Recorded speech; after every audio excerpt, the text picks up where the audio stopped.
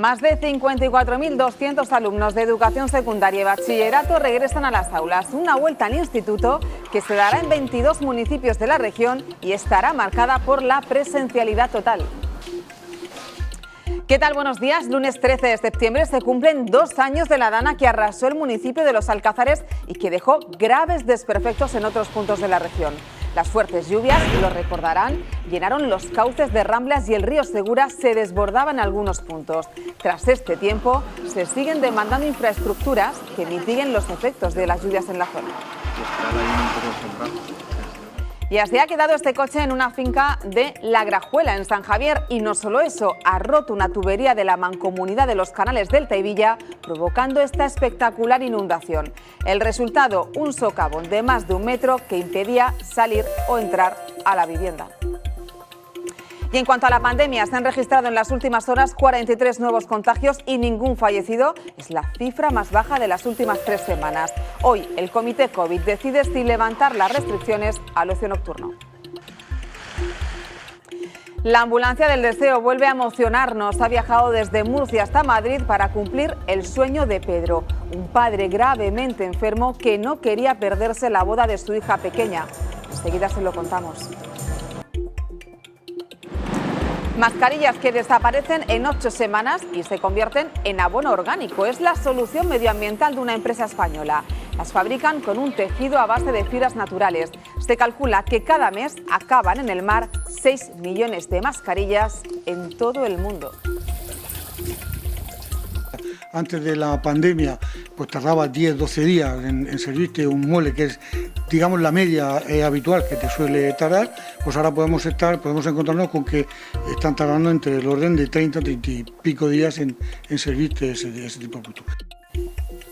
Seguramente se sientan identificados. Los fabricantes de todo el mundo siguen lidiando con una crisis logística que ha interrumpido el suministro de materiales esenciales.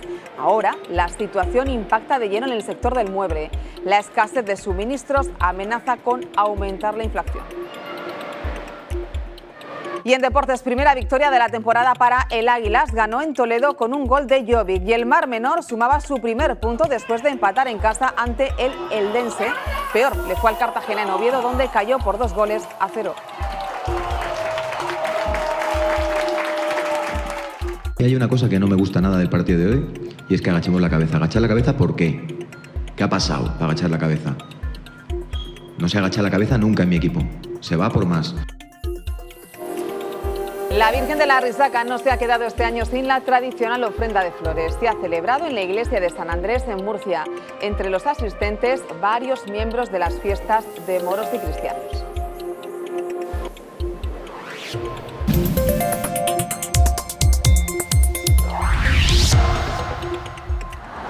8:03 de la mañana, a estas horas miramos al tráfico. Hoy lunes regresan los alumnos a los institutos, lo que seguramente aumentará la circulación en las carreteras. De momento, esta es la imagen que ofrece la A7 a su paso por los centros comerciales.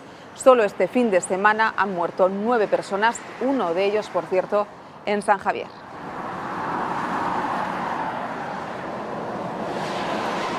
Es lunes y lo estamos viendo en esa imagen. El tiempo da un cambio radical. Carmen, llega incluso los chubascos a la región. Van a llegar a todo el país, cosa que es una buena noticia porque hace falta ya mucha agua. Y aquí a la región van a llegar, pero con un poquito más de retraso, como suele hacerlo el agua. Hoy sí que vamos a notar un aumento de la nubosidad, sobre todo a partir de esta tarde, y ya comienza a no descartarse algún chubasco, sobre todo en el área del noroeste. La probabilidad de lluvias va a ir a más a partir de mañana y sobre todo durante el miércoles.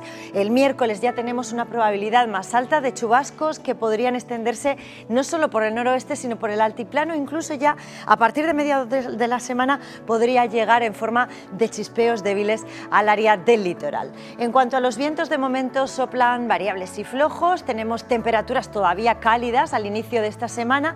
Todavía vamos a pasar un poco de calor hasta mañana, por encima de los 30 grados, pero el miércoles, el día que ya decimos que tenemos una probabilidad probabilidad de lluvia más alta, bajan las temperaturas máximas, sobre todo en puntos del interior, como hemos señalado en las zonas como por ejemplo Caravaca o Yecla. Vuelven a recuperarse algo a partir del jueves, pero ya se quedan en valores mucho más suaves, más agradables. De momento hoy todavía una jornada calurosa con máximas de hasta 34 grados en Murcia o en Molina de Segura, 32 en Yecla o en Caravaca de la Cruz y hasta 31 grados en Cartagena.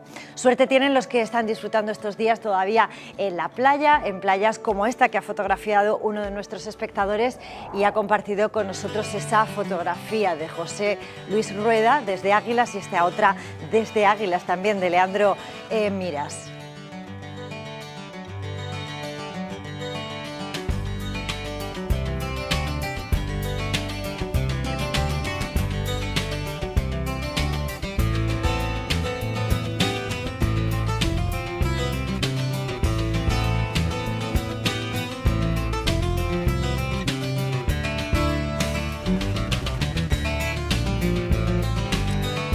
Abrimos a estas horas nuestro kiosco para ver qué destacan los diarios regionales. Comenzamos con La Verdad de Murcia, que dedica la foto de portada a los agentes de la Unidad de Caballería de la Policía Nacional con sede en Sevilla, que estos días de feria pues refuerzan la vigilancia en la capital. Según uno de estos policías, tienen el poder disuasorio de 20 antidisturbios. Además, también el Ministerio se reserva la última palabra en la retirada de los lodos del Mar Menor. Rivera responde a la petición del Gobierno autónomo que no es necesario cederle competencias para esta tarea, pero advierte que necesita su autorización previa. La Verdad de Cartagena destaca el partido del Cartagena contra el Real Oviedo. Titula así: una derrota que escuece tras tropezar contra el Oviedo y rompe así su tendencia de victorias. Vemos ahora La Opinión de Murcia, en su portada la historia de dos hermanas afganas que se recuperan en Lorca tras el drama vivido en Kabul y piensan ya cómo luchar contra los talibanes desde España. Además, la subida de la luz lastra las cuentas de los ayuntamientos. La factura eléctrica obliga a los consistorios con presupuestos más moderados a recortar gastos y los alcaldes se preparan para hacer encaje de bolillos para no acabar el año con déficit. En La Opinión de Cartagena también la imagen es para el deporte y el paso atrás que ayer daba el Cartagena contra el Oviedo.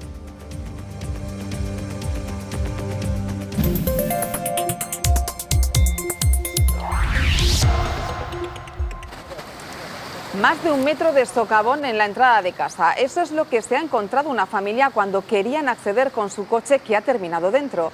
Ha ocurrido en La Grajuela, en San Javier. Se ha roto una tubería de la Mancomunidad de los Canales del Taivilla que ha inundado la zona. Pese a lo sucedido, los ocupantes se encuentran bien. Y se cumplen 2 años de la Dana de 2019, difícil de olvidar la llamada riada de Santa María que generaba problemas en muchos puntos de la región. Molina de Segura, Alquerías o Beniel sufrían las consecuencias de las crecidas del río Segura. Las intensas lluvias en el campo de Cartagena volvían a llenar de barro y de lodo el municipio de Los Alcázares.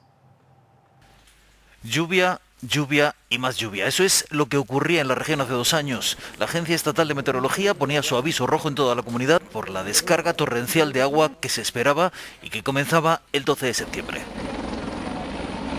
El río Segura fue uno de los puntos críticos. Así amanecía en la mañana del 13 a su paso por la ciudad de Murcia. El caudal aumentaba en más de un 200%.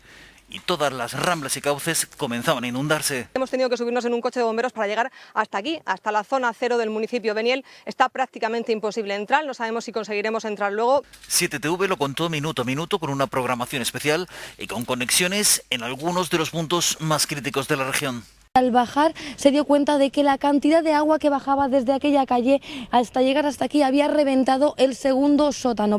Esos días se cortaron las clases por el riesgo que suponían los desplazamientos y se recomendaba hacerlos solo para lo indispensable. En todo el campo de Cartagena, las ramblas comenzaron a desbordarse durante la noche y en poblaciones como Los Nietos, Los Urrutias o San Javier fueron muchos los que se quedaron incomunicados. Y en Los Alcázares nos encontramos con la UME accediendo pues a la zona cero de la catástrofe en el municipio de Los Alcázares. La zona cero que en diciembre del 18 ya sufrió una fuerte riada que daba así.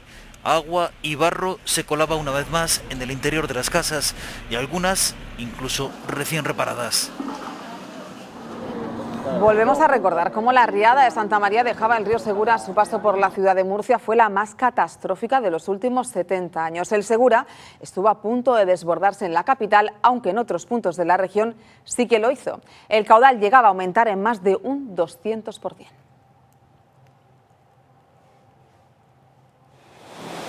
Eso hace 2 años, pero esta es la imagen que 2 años después presenta el río. No tiene nada que ver con lo que vivimos y sufrimos aquel día.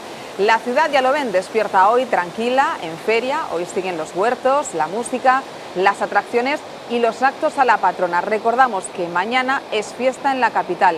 Entramos en la última semana de fiestas en la ciudad de Murcia.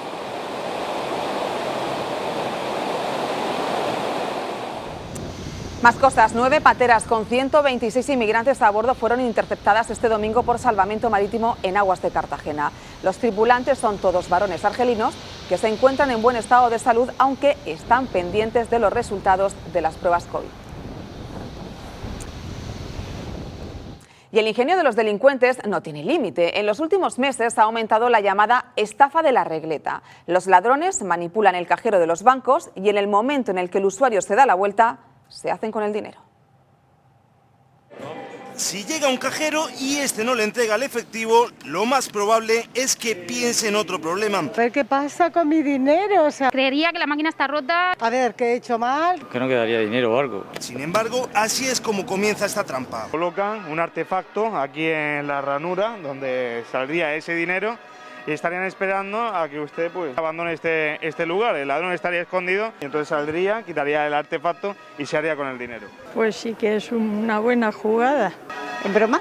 Para que nadie vacíe su cuenta, presta atención. Siempre que tecleemos nuestro número secreto debemos taparlo para que nadie nos vea. Fijarnos que no hay ningún artefacto puesto donde introducimos la tarjeta, pues también hay casos. Se hacen con nuestra tarjeta y con nuestro PIN para posteriormente, cuando nosotros nos vayamos, utilizarlos. Si piensa que la máquina está rota y se encuentra con que está cerrado, se iría. Intentaría llamar por teléfono a algún número que hubiese. Se abandona este punto, se queda, ¿qué haría? No, yo me quedo aquí, vamos, esperando que venga alguien y que me solucione el problema. Importante evitar sacar dinero en calles poco concurridas u oscuras. Los estafadores suelen actuar en este tipo de entornos. Me da miedo ya sacar dinero a mí sola, pues ya imagínate.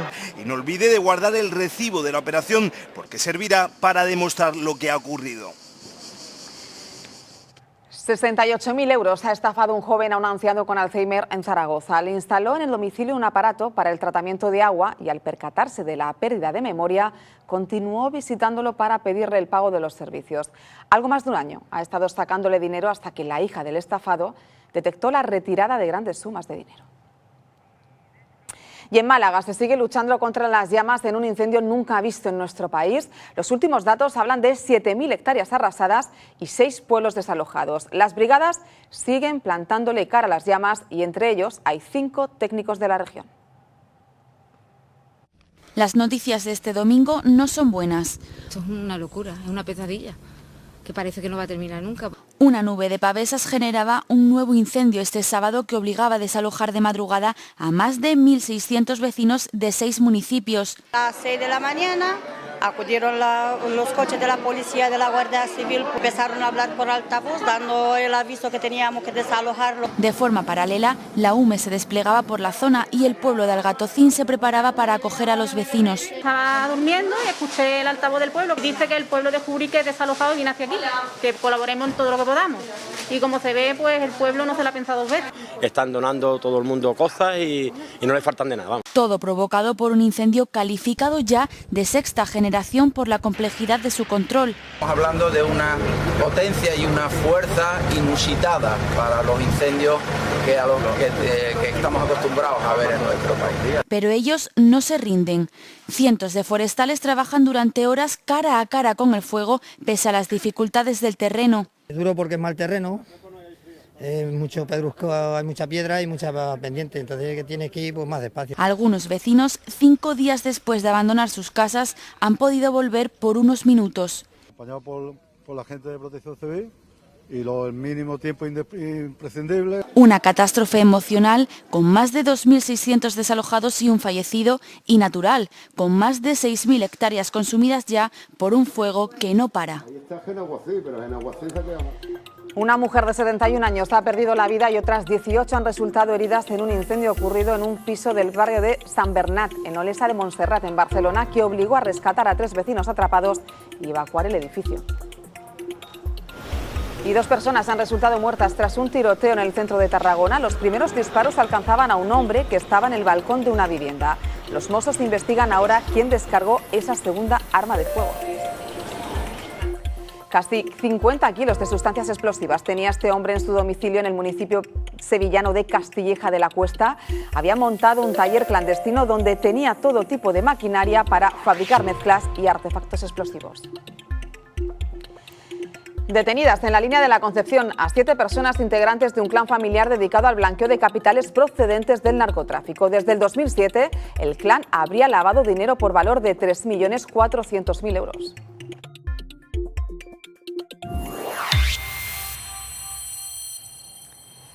Salud ha notificado 43 nuevos casos de COVID y ningún fallecido en la región. La mayor parte de los positivos se encuentran en Murcia con 11 contagios, en Lorca con 6 y en Torre Pacheco y Cieza con 4. Desde el pasado domingo han muerto 10 personas por esta enfermedad.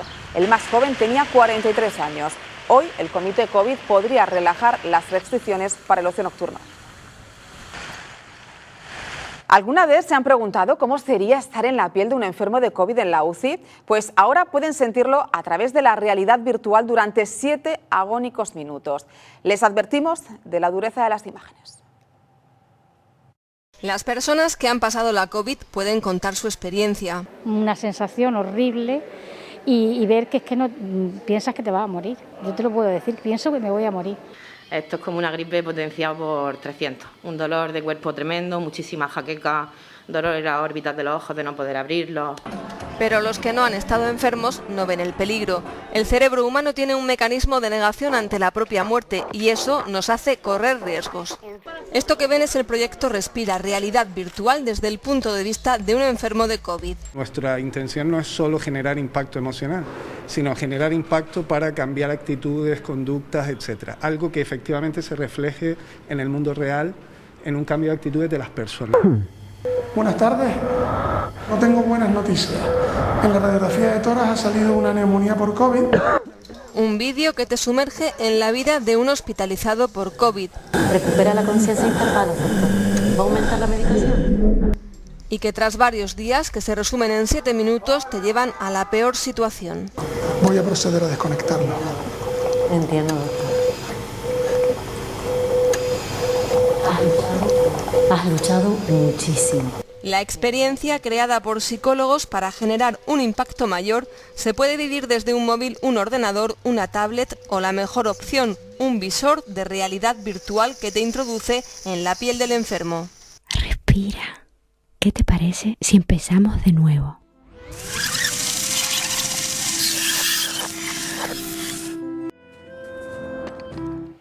Triste final para la historia que les vamos a contar. Los miembros de la Ambulancia del Deseo de Murcia hicieron realidad el último deseo de Pedro antes de su fallecimiento. Asistió a la boda de su hija pese a tener una enfermedad grave y estar en cuidados paliativos. Gracias a los voluntarios de esta fundación pudo cumplir su sueño. Las sirenas de la Ambulancia del Deseo vuelven a sonar y cuando se encienden algo está ocurriendo. Cumplen los deseos o sueños de pacientes con un largo tiempo de encamamiento, una enfermedad importante o incurable. Y era el caso de Pedro, encamado desde hace un año, posee una grave enfermedad y su sueño era ver casar a su hija pequeña, Ruth. Una de esas historias que enamoran. Pedro presenta una enfermedad crónica avanzada y está en fase de cuidados paliativos. Entonces pues tenía unas necesidades importantes para poder lograr este deseo, para poder trasladarse en las mejores condiciones. Lo primero era contactar con un equipo médico en Madrid para las necesidades de Pedro a través de voluntarios, nombres propios como Mercedes, Miguel, Ángel o Andrés, planificar rutas y apoyo de la Fundación Amiga 38.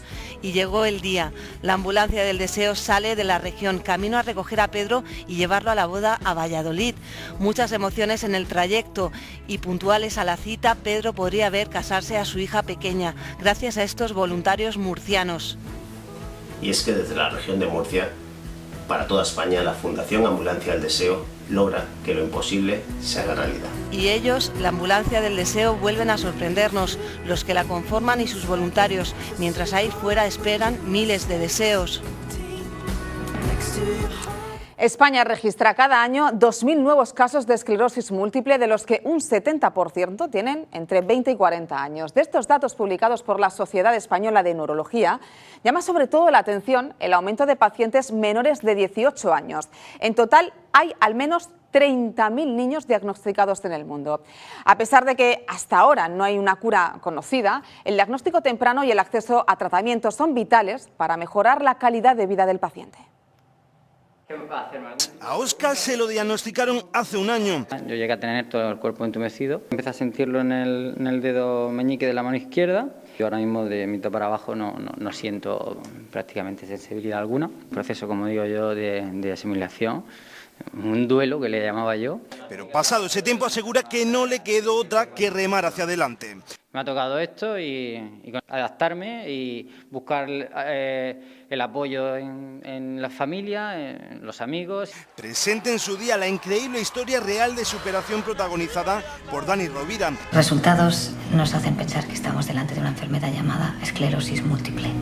¿Qué? En la que el protagonista con esta enfermedad llega a completar un Ironman, la prueba de triatlón más exigente del mundo. Que voy a hacer una triatlón, un Ironman. ¿Pero tú te estás oyendo? ¿Te has vuelto loco? Que busquen el apoyo, ¿no? Es un claro ejemplo, gente que incluso se le decía que no iba a poder, ¿no?, ni andar 100 metros, ¿no? Un canto a la vida, cinta que ha ayudado a personas a seguir adelante. Él es solo uno de los 2.000 nuevos casos que se diagnostican cada año en España y que cada vez son más jóvenes. Nos citamos con un neurólogo. ¿Por qué ha aumentado considerablemente el número de pacientes menores de 18 años? Cada vez hay más acceso a una prueba fundamental como es la resonancia magnética y esto muy probablemente esté influyendo en el aumento de la prevalencia en el diagnóstico. A pesar de que aún no hay ninguna cura, el diagnóstico temprano y el acceso a tratamientos son vitales para mejorar la calidad de vida del paciente. Supone un gran salto, puesto que puede atacar la enfermedad desde una manera precoz y no dar tantas vueltas como se daban antes. Y así lograr detener significativamente su progresión. Seguimos hablando de salud porque, según datos de la Sociedad Española de Neurología, un 40% de las personas que padecen migraña en España están aún sin diagnosticar. Se trata de una enfermedad muy común que padecen 1 de cada 7 personas. Ayer fue el Día Internacional de Acción contra la Migraña, donde se pretendía sensibilizar sobre este problema. 5 millones de personas en España sufren de migrañas. Bueno, un dolor de cabeza, no entiendo yo, ¿no? Que dure en determinados momentos, ¿no? Pues un dolor de cabeza que te tranquilo. Un dolor de cabeza casi incapacitante o incapacitante en muchos casos, que te limitan el día a día y pues muy incómodo. Es un dolor de cabeza que nosotros llamamos de manera más científica cefalea, que tiende a cronificarse, aparece en gente joven, también es más frecuente en mujeres y es una patología bastante incapacitante, bastante desagradable. Sus síntomas van mucho más allá de un dolor de cabeza. Yo en muchos casos tengo incluso vómitos, la sensibilidad a la luz muchísima, a los ruidos, depende de qué tipo de ruido también. Momentos en los que tienes que estar en la habitación y todo apagado y ya está, no puedes trabajar. Esperanza sufre desde hace años esta dolencia y ya ha probado de todo. Desde analgésicos hasta los piercing que dicen que quitan el dolor de cabeza. He estado varias veces en el neurólogo y tengo un tratamiento serio y un tratamiento que la verdad es que me ayuda bastante. Sobre todo el tratamiento principal es evitar los desencadenantes. Es verdad que hay veces que no están claros, pero sí que se han descrito, tipo falta de sueño, incluso algunos alimentos, la menstruación. En el Día Internacional de Acción contra esta enfermedad neurológica se pretende sensibilizar sobre ella y mejorar la calidad de vida de aquellos que la padecen. Las mascarillas son necesarias para protegernos contra la COVID, pero su desecho está afectando negativamente al medio ambiente. Fíjense, una mascarilla higiénica tarda en degradarse 400 años. Por eso, una empresa española ha fabricado unas que desaparecen en 8 semanas y se convierten en abono orgánico. se han convertido en un complemento más y su uso era mucho más generalizado en países asiáticos, pero desde el inicio de la pandemia es un elemento de protección que sigue siendo necesario. El principal problema que tienen este tipo de mascarillas es que su componente principal con el que están fabricadas es plástico y por ello su gestión tiene que ser responsable. Sí que es verdad que lo estamos empezando a detectar y es un poco preocupante porque pues ahora mismo pueden aparecer en cualquier lado. Nosotros desde el velero ELSE lo que hacemos es contabilizar macroresiduos y luego también cogemos muestras para analizar microplásticos. Por ahora en todas las muestras llevaremos como unas 15 muestras analizadas cogidas a lo largo de todo el litoral y en todas hemos encontrado microplásticos. Lo adecuado es hacer un uso responsable de ellas, sobre todo también teniendo varias cosas en cuenta. Una de ellas, por ejemplo, es eliminar las gomas, abrirlas para que ningún animal tenga que quedarse atrapado con alguna de ellas. También es necesario arrojarlas al contenedor adecuado. Tiramos la mascarilla, lo que usamos, y luego ponemos otra nueva. Eso es obligatorio. Normalmente la tiro en mi casa, en la basura. En el contenedor de restos estamos seguros de que va a terminar en vertedero, se va a cubrir y ahí se va a terminar la vida de la mascarilla, del guante, de lo que sea y del virus que puede estar adherido a él. Si lo tiramos al contenedor de envases o de cartón o de vidrio, esa mascarilla puede contaminar los productos que vamos a reciclar. La solución puede estar en fabricarlas de una forma mucho más sostenible. Una empresa española, precisamente con un tejido completamente basado en fibras vegetales, consigue unas mascarillas que son compostables y que son mucho más sostenibles. Tanto si va el vertido al mar, como si va el vertido a la calle, o va el vertido a un bosque o a cualquier superficie de tierra, se transforma en compost, es decir, en abono orgánico. Esto en tierra. Y en el agua se transforma en líquidos orgánicos que vuelven a integrarse en el sistema natural de lo que es la compostabilidad del mar. Investigan cómo ha podido afectar el estado del Mar Menor a la colonia de Nacras que está en la Albufera murciana. Expertos de la Universidad de Alicante aseguran que han detectado síntomas de infección. No solo preocupa el estado del agua, también los efectos de las redes y el vandalismo con estos moluscos. Y el PSOE califica de barbaridad ambiental el dragado del lago La de Marchamalo. Aseguran que despierta muchas dudas la medida y le pide al presidente regional que haga caso al informe del Instituto Español de Oceanografía que desaconseja abrir el paso del agua. Por su parte, el secretario general del Partido Popular, Teodoro García G., ha mantenido un encuentro con promotores de la iniciativa legislativa popular Mar Menor. Les ha pedido que apoyen a los populares en la demanda al Ministerio de Transición Ecológica para que frene la entrada de agua dulce a través de la Rambla del Albujón.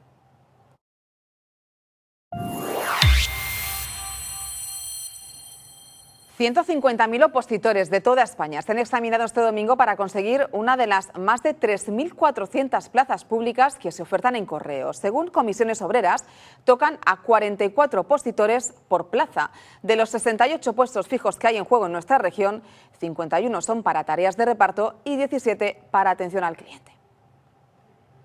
Jornada de nervios en 32 ciudades españolas. Con un poco de nerviosismo antes de empezar. Uy, un poco. Sobre todo la espera esta es lo peor. Que salga como se pueda. Intentar relajarse, ya me tomo una tila y a ver qué pasa. Pero no todos, algunos van más tranquilos. No, porque ya tengo mi trabajo y lo he tomado como un poco más de segunda. 150.000 personas se presentan en España para 3.400 puestos fijos de Correos. Me presento a reparto y después haré también el de oficina. Y no apruebo reparto, pues oficina puedo estar ahí para luego entrar a la bolsa también.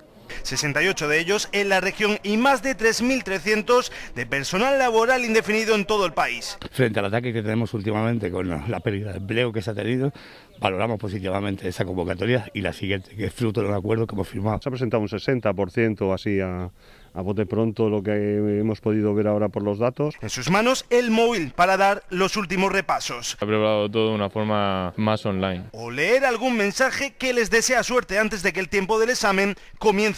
Sea pues tener una opción más estable, digamos. La primera vez y me lo he preparado por mi cuenta, así que necesito suerte. Porque muchos no lo han tenido en ocasiones anteriores. Me he presentado ya con esta 4 veces. Unas pruebas con carácter eliminatorio donde la selección se completará con una fase de méritos posterior a la que valorarán la experiencia, los permisos de conducción y los idiomas. Con miles de plazas convocadas y una inestabilidad provocada por la pandemia, cada vez son más las personas que persiguen conseguir un puesto de trabajo fijo. La oferta pública de empleo que se ha publicado los días pasados, pues es la más grande, en número de plazas de los últimos años. Aunque los perfiles de los opositores son de lo más variado, todos ellos comparten un mismo objetivo: buscan estabilidad laboral. Un valor seguro de refugio, como puede ser en Hacienda o Justicia, y este tipo de plazas a nivel de administración también. Con más de 30.000 plazas a nivel de administración del Estado, a cuyas plazas hay que sumar las de administración regional. Las demandas de información en las academias de la región han aumentado un 25% en los últimos días. La demanda de información es constante. Para buscar ese valor seguro de trabajo y de poder afrontar posibles crisis venideras con más tranquilidad. Y aunque lograrlo no es fácil, casi siempre los grandes sacrificios tienen su recompensa. 54.200 alumnos de 22 municipios regresan a las aulas este lunes en educación secundaria y bachillerato. La Consejería de Educación ha convocado para este martes un acto de adjudicación con el fin de que todos los docentes puedan ocupar sus puestos.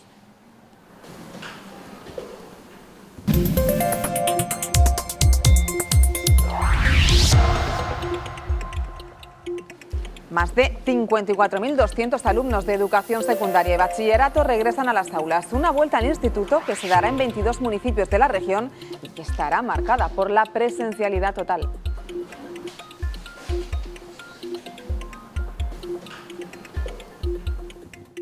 ¿Qué tal? Buenos días. El lunes 13 de septiembre se cumplen 2 años de la dana que arrasó el municipio de Los Alcázares y que dejó graves desperfectos en otros puntos de la región.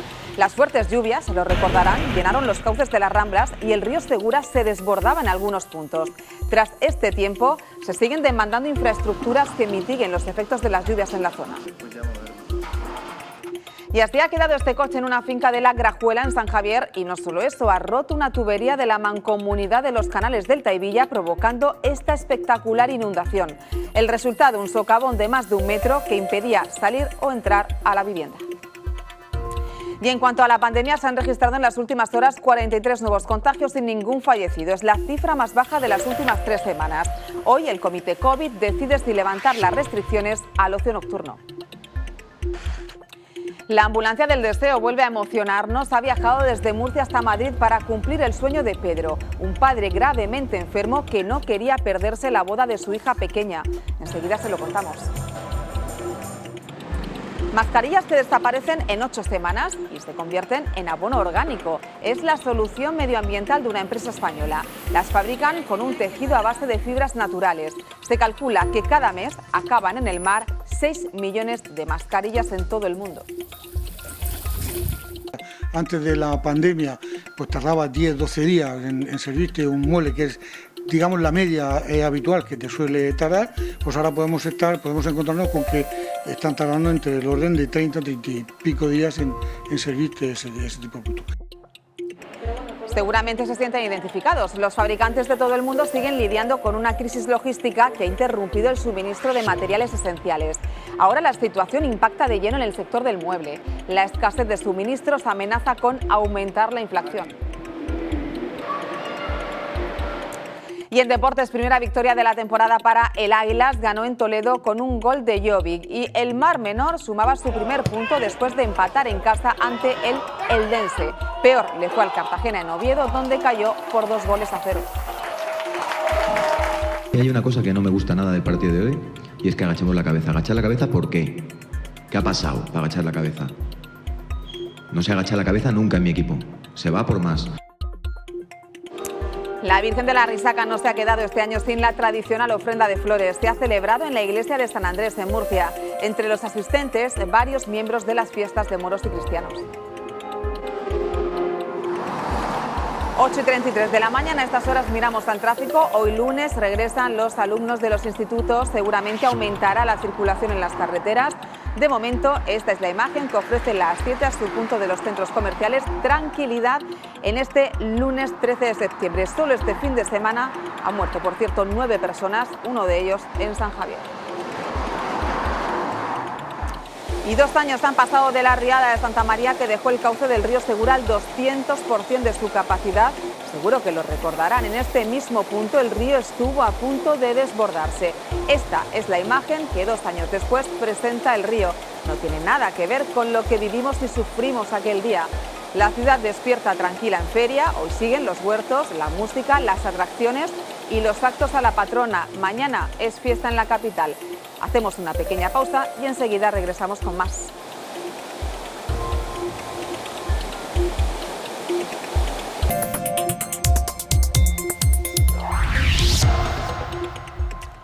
Ocho y 38 de la mañana, ya estamos de vuelta. Cambio radical en el tiempo. Hoy se esperan lluvias, precipitaciones, Carmen, que por cierto ya han llegado a Lorca.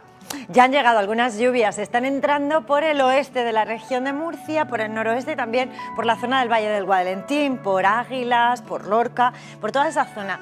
Podrían desplazarse todavía más hacia el este y llegar a las zonas del campo de Cartagena, incluso la Vega del Segura en las próximas horas, aunque hoy la previsión lo que nos habla es de lluvias más probables a partir de la tarde, además con una probabilidad todavía durante el día de hoy relativamente baja, pero claro, lo que está ocurriendo hoy a estas horas pues contradice un poco la previsión, que como decimos es más a partir de la tarde y tiene su sentido. Lo que está entrando es una nubosidad que viene de tipo medio y alto por el suroeste peninsular, que estaba previsto que entrara y está dejando algunas precipitaciones, pero son en general muy débiles y se van a dispersar. Va a ser el paso de una nube, deja 4 gotas y se va.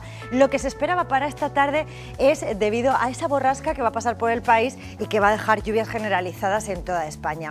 Ahí nos van a llegar más bien a partir del miércoles. Por eso el miércoles es cuando aumenta realmente la probabilidad de lluvia y es cuando bajan realmente las temperaturas. Hoy las notamos un poquito más frescas, sobre todo a estas horas donde tenemos nubes, pero en general se van a quedar todavía por encima de los 30 grados. Los valores previstos para hoy para la región de Murcia en concreto son estos que estamos viendo.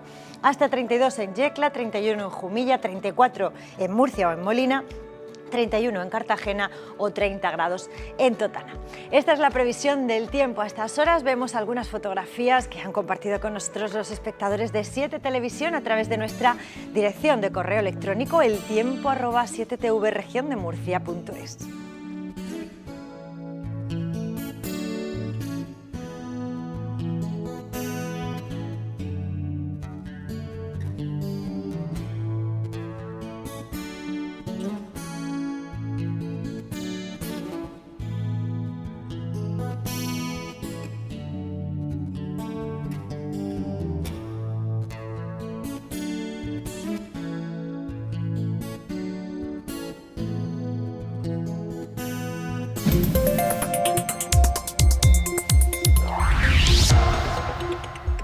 Bueno, hoy de nuevo tenemos que hablar de la subida de la luz. Vuelve a alcanzar máximos históricos. Atentos porque pagaremos 154 euros el megavatio hora. Son 2 euros más de lo que pagábamos, por ejemplo, el pasado viernes. ¿El precio de la luz? Pues hombre, me parece una exageración eso que se está pagando últimamente. Claro que lo estoy notando y gracia no me hace ninguna y no lo entiendo además. Pero vamos, poco más que añadir, yo creo que estamos todos igual. La mala noticia es que no han tocado techo, es decir, se espera que los precios sigan subiendo. Subida que al Ejecutivo le está costando controlar. Ya ha congelado el IVA temporalmente y piensa en otros impuestos para paliar el golpe. Pues eso al final, si me permite la expresión, es pan para hoy y hambre para mañana. Es decir, eso, si estamos hablando de un impacto en las arcas públicas del entorno de 7.000 millones de euros, esos 7.000 millones de euros al final tendremos que pedir deuda o tendremos que subir impuestos, con lo cual volverá a repercutir en el consumidor. Por eso digo que el margen realmente es muy escaso. El problema, ¿se está poniendo en juego la recuperación? Pues a través de la inflación y a través de... supone un coste para la mayoría de comercios, pues es un freno real, es un riesgo real alto a la recuperación que teníamos encima. Porque las cuentas de la luz se llevarán una parte importante de los ingresos de los consumidores y de las empresas. Los negocios también están sufriendo esta subida del precio de la luz. Un ejemplo de ello son las lavanderías. En los últimos meses, las de autoservicio han crecido exponencialmente. Vean. Lo hemos visto y mucho en películas y series, ahora se ha convertido en otro servicio más que encontramos en nuestras calles. En apenas 5 años, las lavanderías autoservicios se han incrementado en un 62% en España. Me gusta mucho porque se lava todo de golpe, es mucho más rápido, ya me llevo la ropa seca. Mucho más rápido y sí, se ahorra bastante en lo que es luz y agua al venir para acá. Cada vez son más los que deciden hacer la colada fuera, aunque la lavadora sigue siendo electrodoméstico esencial en nuestras casas. A lo mejor sí que de momento en España tenemos el concepto de tener la lavadora en casa. Aunque es para planteárselo. Las lavadoras es el segundo electrodoméstico que más electricidad consume de la casa, a lo que tienes que añadirle el gasto de agua más los productos. Entonces al final cada vez resulta más económico lavar en una lavandería de servicio. Además, algunas de las lavanderías disponen de servicio a domicilio. Si no puedes tener tiempo o no tienes buen horario, le recogemos la ropa en casa y al día siguiente la tienes de vuelta en casa otra vez. Servicios que intentan facilitarnos la vida y que parece que han venido para quedarse. También ha crecido el mercado de las dos ruedas un 20% este verano. Se podría decir que para las motos este ha sido un verano de recuperación. Los meses de junio, julio y agosto dejan 3 meses consecutivos de ventas al alza. Adrenalina, libertad. Las motos son para muchos el medio de transporte perfecto para moverse por la ciudad. Por eso tiene muchos adeptos. La moto me permite no pagar zona azul, mucho atasco también y llegar a todos los sitios un poco antes. Es muy fácil desplazarse en moto, llegas antes a los sitios, el aparcamiento, como bien comentas, es muy cómodo y rápido. Son fáciles de aparcar, reducen el tiempo de los desplazamientos y tienen bajo coste comparadas con un coche. La época estival es la preferida para su compra y las buenas cifras hablan por sí solas. Desde el mes de mayo hasta ahora, pues bastante. Como un 30% más que otros años anteriores. Las más vendidas las de 125, una moto ágil, de poco consumo y un mantenimiento barato. No todos apuestan solo por esto, sino que también por ser un medio de transporte seguro ante el COVID-19. Gente que compartía vehículo para ir al trabajo y ahora pues va en su moto y no tiene que depender de nadie y si alguien tiene miedo en subirse a un coche, pues así lo evita. Pero, ¿y a la hora de circular con los coches, cómo es la convivencia? Hombre, la convivencia es 100% buena. Y aún más yo que me dedico a reparar coches. Tiene la precaución extra, que sabes que vas en moto y no hay más. Es simplemente concienciación. Muchos lo utilizan en su día a día, no se imaginan su vida sin este vehículo de 2 ruedas. Es cómoda y rápida, pero eso sí, usándola siempre con precaución. La escasez de madera, resina o de acero deja en el aire muchos de los muebles solicitados por los clientes. Los fabricantes de todo el mundo lidian con una crisis logística que ha paralizado la cadena de suministro de materiales esenciales. Es otra más de las consecuencias de la COVID. Como consecuencia de la pandemia se ha producido una parada en la producción de madera manufacturada para efectivamente la elaboración del mueble. Menos materia prima y más demanda porque con el confinamiento han sido muchos los que han decidido cambiar cosas en casa. La pandemia a nosotros nos ha reforzado bastante. La gente con el tema del confinamiento, pues en sus casas se ha dado cuenta del tema de cambiar mobiliario. Un sofá que sea cómodo y en relación calidad-precio, pues que esté bien. Aunque a veces... Lo que en circunstancias normales, por poner una referencia, antes de la pandemia, pues tardaba 10-12 días en servirte un mueble, pues ahora podemos encontrarnos con que están tardando entre el orden de 30 y pico días. Hay cosas que son como más específicas y tardarán más. Hay cosas que son más de stock, y estarán antes. Yo creo que hoy, a estas alturas, después de lo que hemos pasado, a nadie le debe de molestar si una cosa material no la tenemos a tiempo. Era ansiedad, claro, pero bueno, tampoco nos vamos a poner melodramáticos por un sofá. Mucha demanda, sí, hay mucha demanda y nuestros tiempos de espera están sobre la media, incluso cada vez vamos mejor. En general, ahora mismo el precio de los muebles se ha incrementado considerablemente. Esta escasez amenaza ya con un aumento de la inflación. Y el precio de la gasolina marca un nuevo máximo anual. Después de 3 semanas consecutivas de caídas, el repunte hace que el llenado del depósito sea esta semana un 21% más caro que hace un año. Por cierto, que en la región es una de las comunidades donde más barato la pagamos.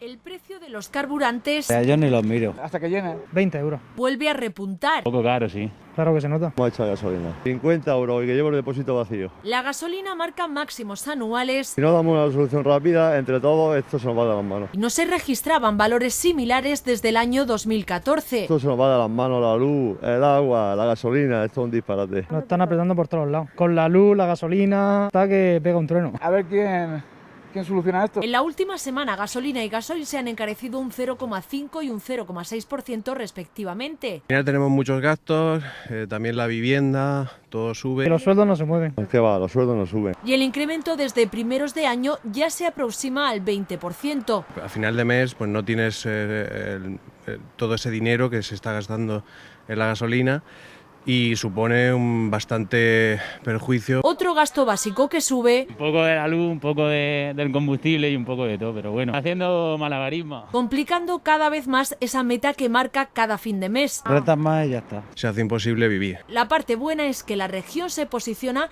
como una de las provincias más baratas para repostar. No es todo lo malo. Por ahí no nos podemos escapar. Nos consolamos con eso. Los murcianos pagamos hasta 6 euros menos por un depósito lleno. Y la región de Murcia es la comunidad peor financiada de España, solo por detrás de Valencia. Concretamente, los murcianos percibimos 693 euros menos por habitante que los cántabros, cuya comunidad es, fíjense, la mejor financiada del país. Bueno, ¿y esto qué supone? Pues que no dispongamos, por ejemplo, de los mismos recursos y coberturas sociales que otros ciudadanos.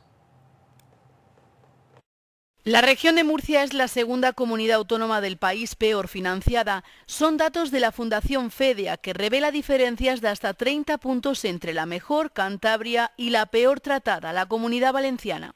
No tenemos el mismo umbral de gasto por unidad de población. Y ello, si queremos hacer lo mismo por nuestros ciudadanos que el gobierno riojano o el gobierno cántabro por los suyos, en muchas ocasiones hay que incurrir en déficit. Que a los ciudadanos de la región de Murcia nos tratan como españoles de segunda, recibimos menos financiación, menos presupuesto para nuestra educación, para nuestra sanidad, para nuestras políticas sociales. Los economistas hablan de la caducidad del actual método nacional de financiación, activo desde el año 2009.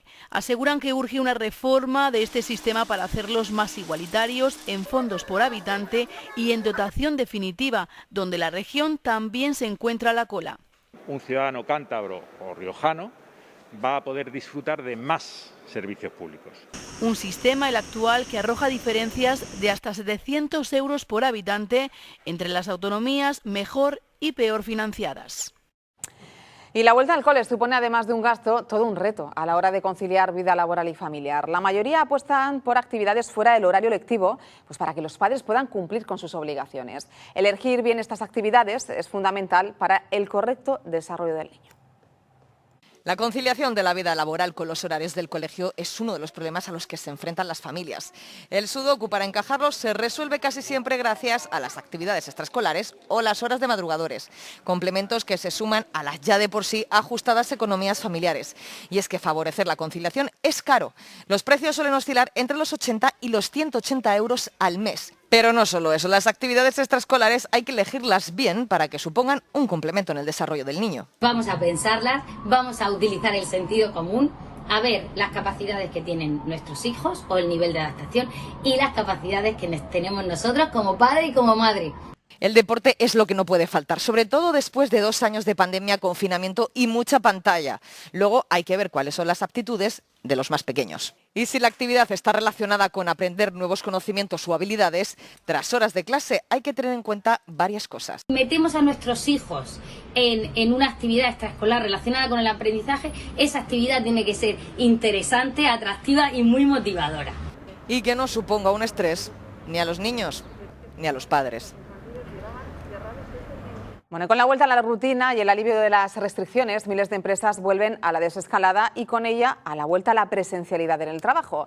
La vuelta a la oficina supone el fin del teletrabajo. Hablamos de este asunto y sobre todo analizamos la aleta pequeña con la inspectora de Hacienda, Ana Erkoreka. ¿Qué tal? Muy buenos días. Hola, buenos días. ¿Qué tal? ¿Cómo estáis? Con más del 70% de la población vacunada, muchas empresas, Ana, se plantean volver a la normalidad. Pero la pregunta es, ¿se puede obligar a volver a la presencialidad o no? Sí, en principio las empresas pueden obligar a los trabajadores a que vuelvan a su trabajo, siempre y cuando sea un entorno laboral seguro y siempre y cuando hayamos evaluado también el puesto de trabajo y al trabajador, por si acaso tuviera un problema para incorporarse. Si la evaluación de riesgos laborales dice que se puede incorporar, se puede incorporar. Tenemos que adoptar una serie de medidas de prevención, como son medidas de climatización, limpieza, ventilación, que estemos a una distancia mayor de 1,5 metros, que si no se puede que se dé mascarillas o tipos de protección adecuados al riesgo.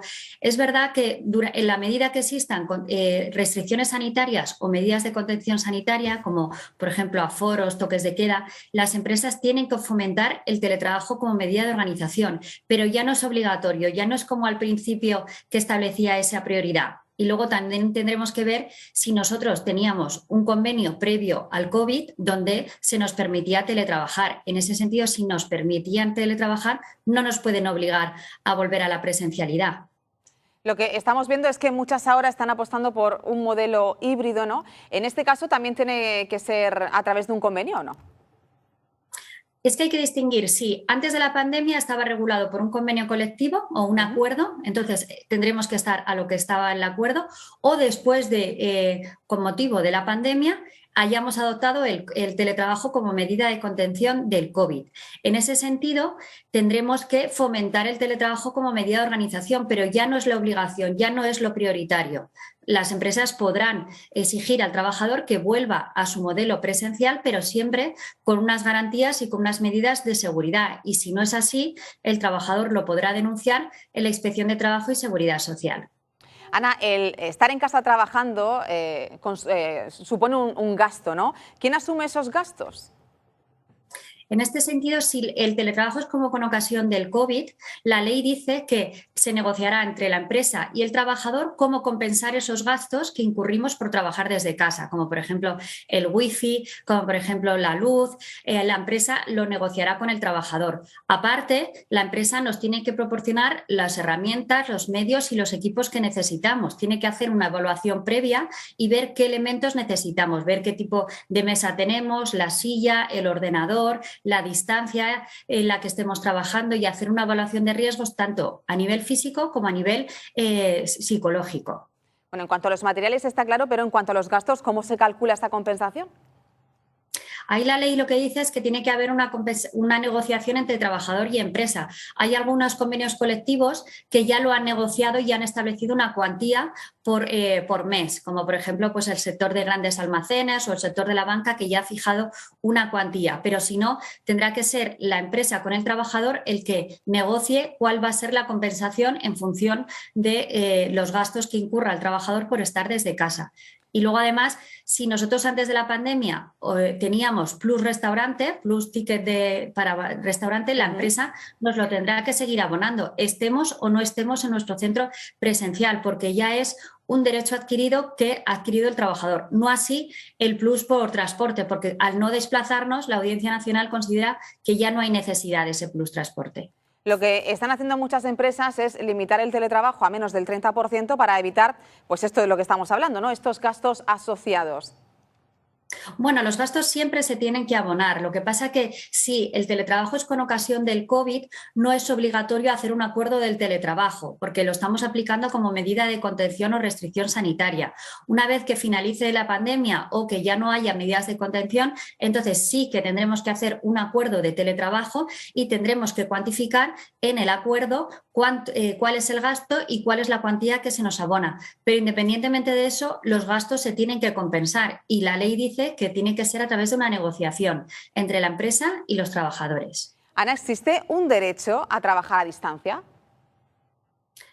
Sí, está reflejado en convenio colectivo o en acuerdo individual con el trabajador. Y luego también al principio de la pandemia era prioritario y las sentencias así lo señalaban, que los trabajadores tenían derecho a quedarse en casa. Luego se estableció que en función de las circunstancias personales, por ejemplo, una sentencia que dijo que porque era mayor de 60 años, tenía enfermedades de diabetes y enfermedades respiratorias, podía y debía quedarse en casa. Ahora es el Servicio de Prevención el que lo tiene que evaluar y determinar qué tipo de trabajo estamos haciendo y qué circunstancias personales tiene el trabajador o la trabajadora por ser un riesgo. Si estar en el trabajo supone un riesgo, se tendrá que adaptar su puesto de trabajo y entre ellos existe la fórmula del teletrabajo. Si lo podemos prestar nuestro trabajo desde casa y el servicio de prevención lo considera, el trabajador tendrá derecho a quedarse en casa. ¿Y en caso de sufrir algún tipo de accidente mientras estamos trabajando en casa? ¿Eso quién lo cubre? ¿La empresa? Sí, si es nuestro centro de trabajo, ahora por ejemplo, pues donde me encontrase yo y me accidento, si es, sería accidente de trabajo y luego tendríamos que ver si ha habido una responsabilidad de la empresa, si el accidente se ha producido como una falta de medidas. Por ejemplo, en el caso de que no se haya evaluado, que no se me haya dado las herramientas necesarias, que haya tenido un problema por falta de visibilidad o porque no problemas ergonómicos, que no se hayan calculado muy bien las distancias con el ordenador, ahí sería un accidente de trabajo en la que habría responsabilidad. Si yo me levanto ahora y me caigo, también sería accidente de trabajo, pero podría no ser responsabilidad de la empresa porque no ha habido una causa-efecto. En el año 2019, según los datos, en torno al 5% de los trabajadores en España desarrollaban su actividad a distancia. La cifra se disparó hasta un 34%. ¿A muchas empresas les ha pillado de primeras? Sí, fue muy difícil porque, como tú has dicho, incrementamos de un 5 a un 34% de la noche a la mañana a partir del 14 de marzo del año 2020, en el que nos tuvimos que todas las empresas cambiar su sistema productivo, cambiar su sistema de organización y ha sido para ellas también muy difícil que los trabajadores pudieran prestar el mismo trabajo desde casa, pero también nos ha demostrado que la pandemia nos ha ayudado a que el teletrabajo haya venido para quedarse y que hayamos podido incluso teletrabajar desde Murcia o desde Cabo de Palos o desde Cartagena. Ha sido un privilegio también para algunos trabajadores que se hayan podido ir desde Madrid a Murcia o desde Madrid al Pirineo. Creo que también nos ayuda en función de las grandes ciudades que inviertes mucho tiempo en el transporte, en ir y venir, nos ayuda a trabajar desde casa, pero siempre y cuando haya voluntariedad por parte del trabajador, que se concilie también con la familia, porque a veces en la pandemia nos ha demostrado que trabajar desde casa con niños era y ha sido muy difícil. Lo que está claro es que es importantísimo, ¿no?, establecer políticas de trabajo a distancia, ¿no? Sí, yo creo que sí, sobre todo una vez que ya hayamos pasado el COVID, que se firme un acuerdo, que esté por escrito, que se queden las condiciones, la remuneración, que no sea distinto por el hecho de estar trabajando desde casa, que tengas derecho a la misma remuneración, los mismos derechos de ascenso, derecho a volver también a la presencialidad, porque hay algunos trabajadores que quieren estar en su centro de trabajo y todos esos derechos tienen que garantizarse con independencia de dónde prestemos nuestro trabajo, ya sea en nuestra casa o en nuestro centro de trabajo físico. Ana Erkoreka, muchísimas gracias. Feliz día. Gracias a vosotros. Hasta cuando queráis. Adiós. Adiós.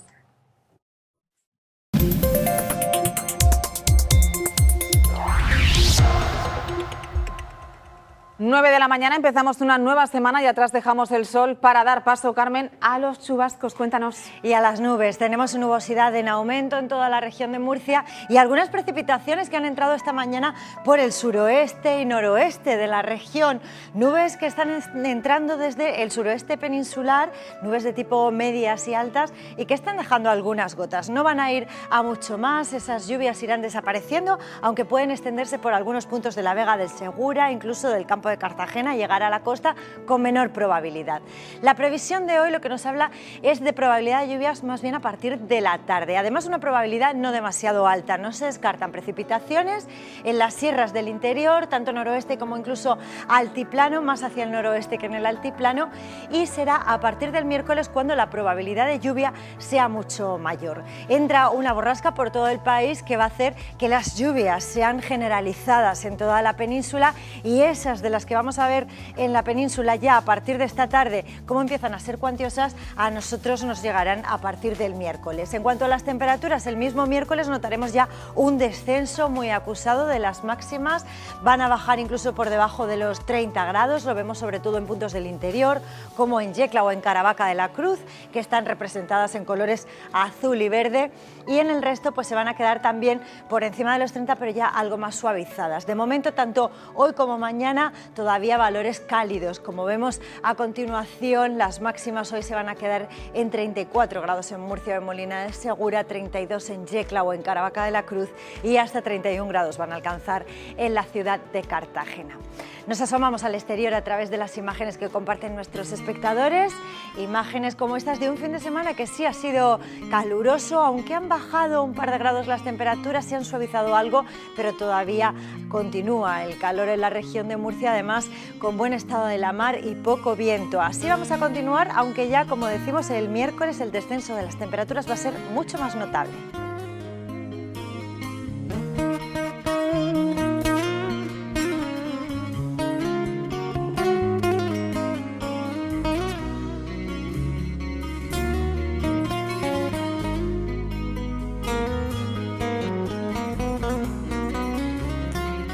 Abrimos nuestro kiosco para ver qué destacan los diarios regionales. Comenzamos con La Verdad de Murcia, que dedica la foto de portada a los agentes de la Unidad de Caballería de la Policía Nacional con sede en Sevilla, que estos días de feria refuerzan la vigilancia en la capital.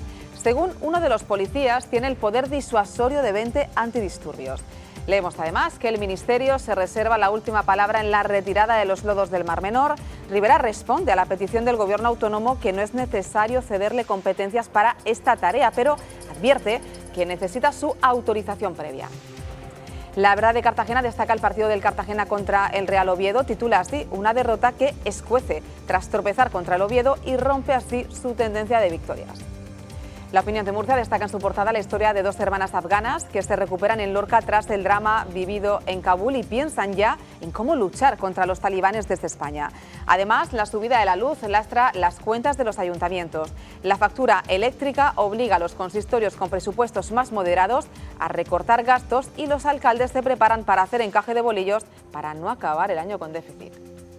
Y en La Opinión de Cartagena la imagen también es para el deporte y el paso atrás que ayer daba el Cartagena contra el Oviedo.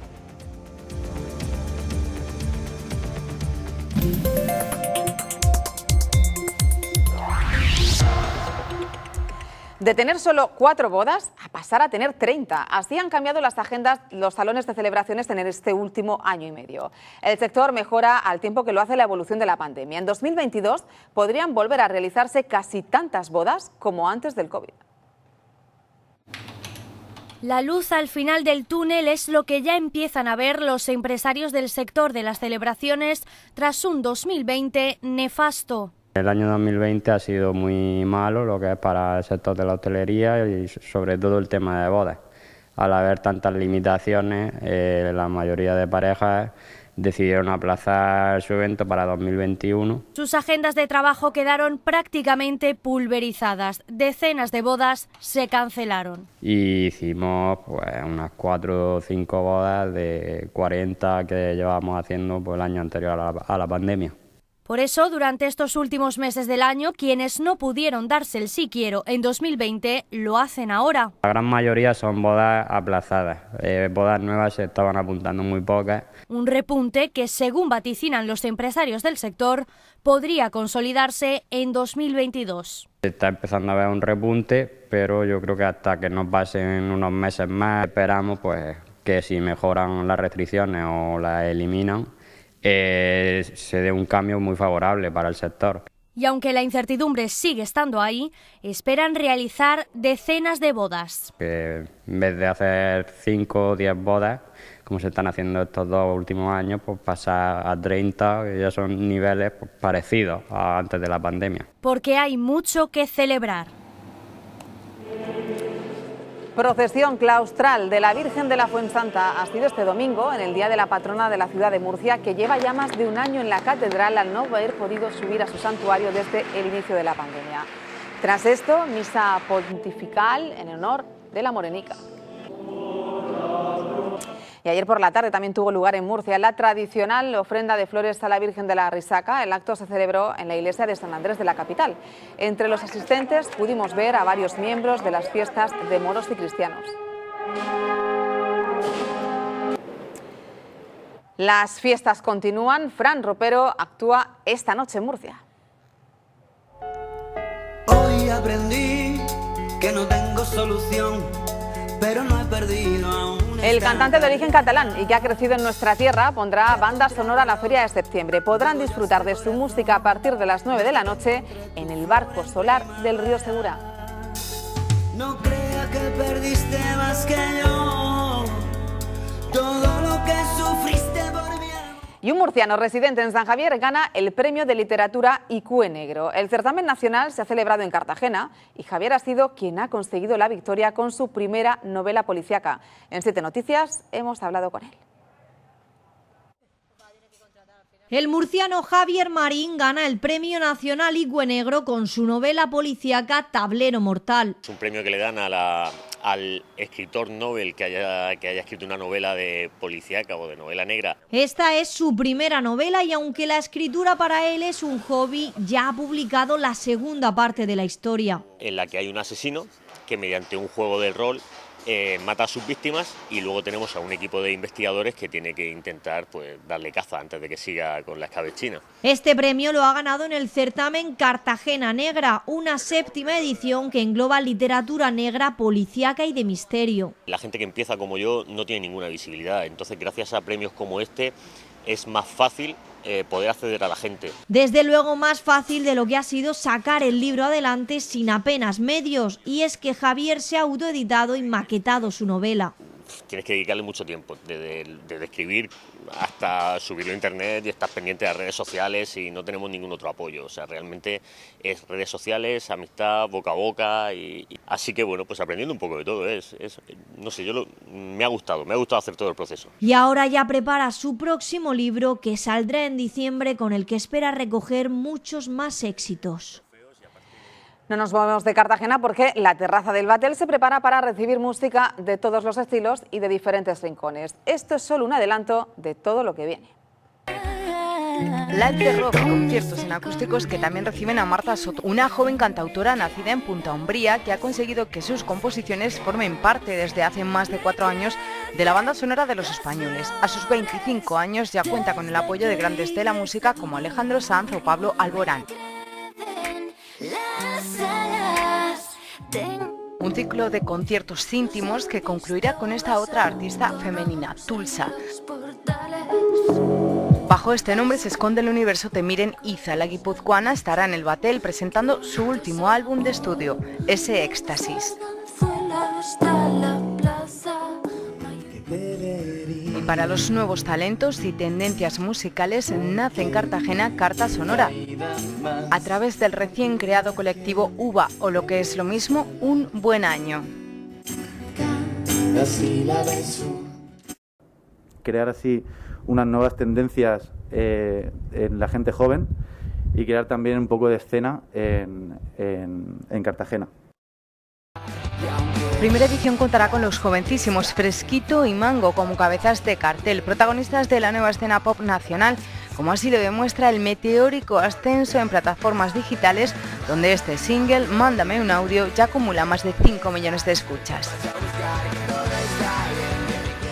Una cita que cerrará la cartagenera Paula Zaire, una prometedora artista que presenta en primicia sus primeras canciones originales y estará acompañada por una banda de artistas locales. Una sinergia cultural que representa nuevas propuestas de ocio para la ciudadanía y el turismo.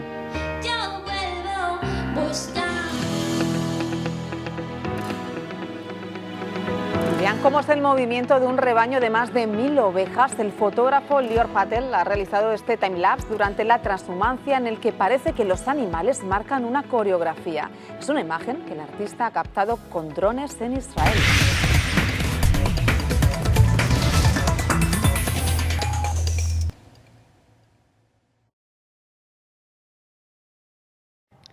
Victoria del Águilas en Toledo gracias a un gol de Jovic. El conjunto costero suma 4 puntos después de 2 partidos. Un no que tiene el Mar Menor después de su empate en casa ante el Eldense. Después de un partido muy igualado y sin ocasiones claras, los goles llegaron en el tramo final del partido. Se adelantaba el conjunto visitante en una jugada a balón parado y en una acción prácticamente calcada conseguía el empate Rafa Páez para el Mar Menor.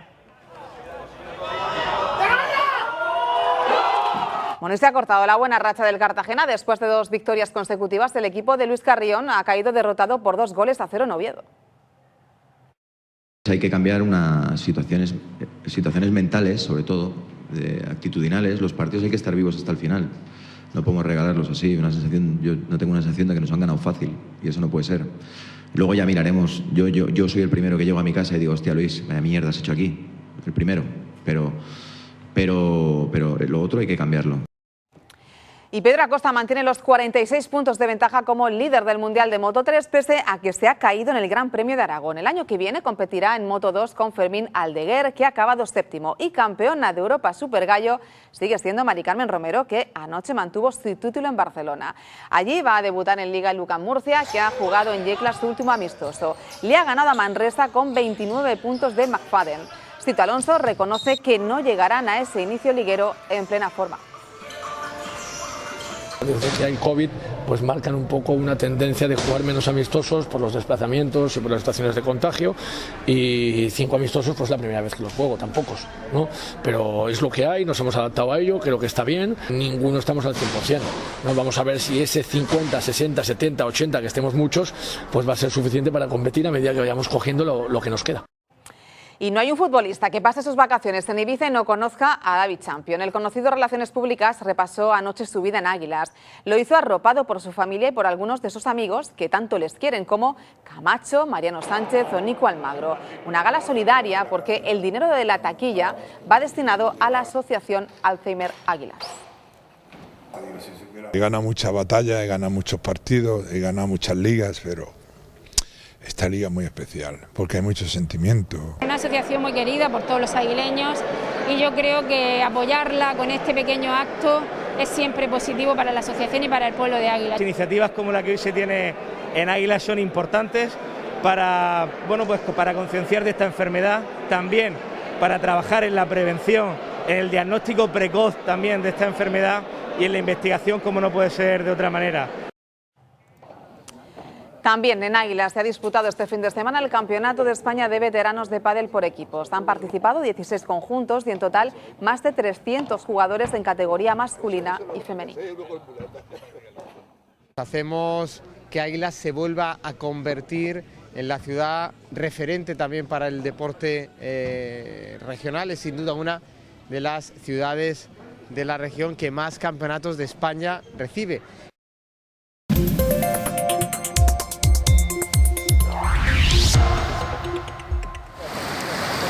Más de 1 metro de socavón en la entrada de casa. Eso es lo que se ha encontrado una familia cuando querían acceder con su coche que ha terminado dentro. Ha ocurrido en La Grajuela, en San Javier. Se ha roto una tubería de la mancomunidad de los canales de Taivilla que ha inundado la zona. Pese a lo sucedido, los ocupantes se encuentran bien.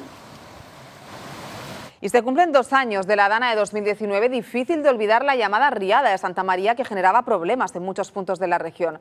Molina de Segura, Alquerías o Beniel sufrían las consecuencias de las crecidas del río. Las intensas lluvias en el campo de Cartagena volvían a llenar de barro y lodo el municipio de Los Alcázares.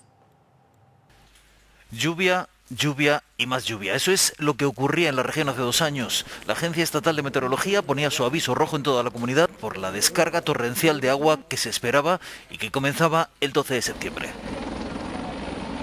El río Segura fue uno de los puntos críticos. Así amanecía en la mañana del 13 a su paso por la ciudad de Murcia. El caudal aumentaba en más de un 200%.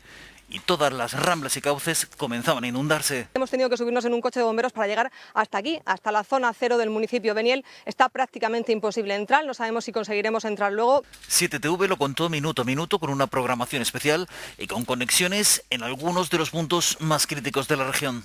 Al bajar se dio cuenta de que la cantidad de agua que bajaba desde aquella calle hasta llegar hasta aquí había reventado el segundo sótano. Esos días se cortaron las clases por el riesgo que suponían los desplazamientos y se recomendaba hacerlos solo para lo indispensable. En todo el campo de Cartagena, las ramblas comenzaron a desbordarse durante la noche y en poblaciones como Los Nietos, Los Urrutias o San Javier fueron muchos los que se quedaron incomunicados. Y en Los Alcázares nos encontramos con la UME accediendo pues a la zona cero de la catástrofe en el municipio de Los Alcázares. La zona cero que en diciembre del 18 ya sufrió una fuerte riada que daba así. Agua y barro se colaba una vez más en el interior de las casas y algunas incluso recién reparadas. 9 pateras con 126 inmigrantes a bordo fueron interceptadas este domingo por salvamento marítimo en aguas de Cartagena. Los tripulantes son todos varones argelinos que se encuentran en buen estado de salud, aunque están pendientes de los resultados de las pruebas COVID. Los bomberos lograron extinguir este domingo por la tarde el incendio de un contenedor de basura que ardió en el sótano de un bar de Molina de Segura. Varios vecinos alertaron al 112 del humo que salía del interior del inmueble. El local se encontraba cerrado en este momento y no hubo que lamentar daños personales. Hemos encontrado un combustible abajo en la parte del sótano que estaba incendiado y se ha apagado, y así un poco las consecuencias es que el humo pues, se desplaza muy rápidamente y se ha propagado pues, al interior del bar. Y en Málaga se sigue luchando contra las llamas en un incendio nunca visto en nuestro país. Los últimos datos hablan de 7.000 hectáreas arrasadas y 6 pueblos desalojados. Las brigadas siguen plantándole cara a las llamas. Entre ellos, por cierto, hay 5 técnicos de la región. Las noticias de este domingo no son buenas. Esto es una locura, es una pesadilla que parece que no va a terminar nunca. Una nube de pavesas generaba un nuevo incendio este sábado que obligaba a desalojar de madrugada a más de 1.600 vecinos de 6 municipios. A las 6 de la mañana acudieron los coches de la policía, de la Guardia Civil, empezaron a hablar por altavoz dando el aviso que teníamos que desalojarlo. De forma paralela, la UME se desplegaba por la zona y el pueblo de Algatocín se preparaba para acoger a los vecinos. Estaba durmiendo y escuché el altavoz del pueblo. Dice que el pueblo de Jurique es desalojado y viene hacia aquí, que colaboremos en todo lo que podamos. Y como se ve, pues el pueblo no se la ha pensado 2 veces. Están donando todo el mundo cosas y no le faltan de nada. Vamos. Todo provocado por un incendio calificado ya de 6ª generación por la complejidad de su control. Estamos hablando de una potencia y una fuerza inusitada para los incendios que estamos acostumbrados a ver en nuestro país. Pero ellos no se rinden. Cientos de forestales trabajan durante horas cara a cara con el fuego pese a las dificultades del terreno. Es duro porque es mal terreno. Mucho pedrusco, hay mucha piedra y mucha pendiente, entonces que tienes que ir pues, más despacio. Algunos vecinos, 5 días después de abandonar sus casas, han podido volver por unos minutos. Acompañado por la gente de Protección Civil y el mínimo tiempo imprescindible. Una catástrofe emocional con más de 2.600 desalojados y un fallecido, y natural, con más de 6.000 hectáreas consumidas ya por un fuego que no para. Ahí está Genaguací, pero... Y el ingenio de los delincuentes no tiene límite. En los últimos meses ha aumentado la llamada estafa de la regleta. Los ladrones manipulan el cajero de los bancos y en el momento en el que el usuario se da la vuelta, se hacen con el dinero.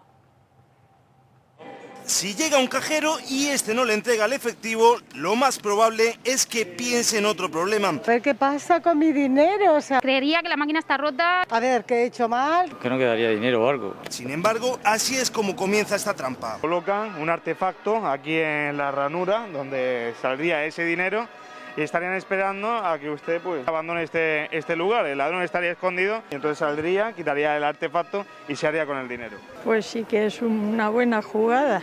¿En broma?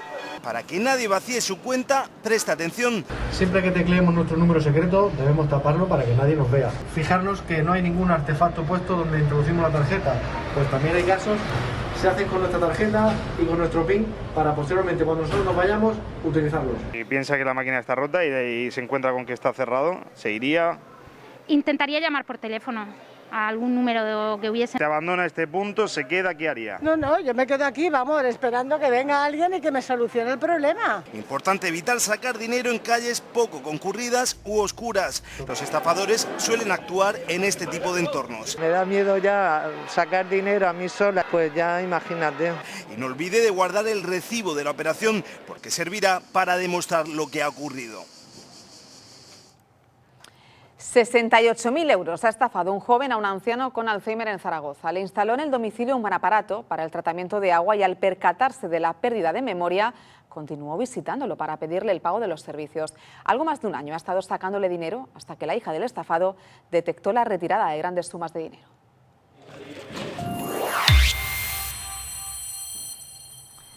Salud ha notificado 43 nuevos casos de COVID y ningún fallecido en la región. La mayor parte de los positivos se encuentran en Murcia, con 11 contagios, en Lorca con 6 y en Torrepacheco y Cieza con 4. Desde el pasado domingo han muerto 10 personas por esta enfermedad. El más joven tenía 43 años. Hoy el comité COVID podría relajar las restricciones para el ocio nocturno. ¿Y alguna vez se ha preguntado cómo sería estar en la piel de un enfermo de COVID en la UCI? Pues ahora pueden sentirlo, pero a través de la realidad virtual durante 7 agónicos minutos. Les advertimos de la dureza de las imágenes. Las personas que han pasado la COVID pueden contar su experiencia. Una sensación horrible y ver que es que no piensas que te vas a morir. Yo te lo puedo decir, pienso que me voy a morir.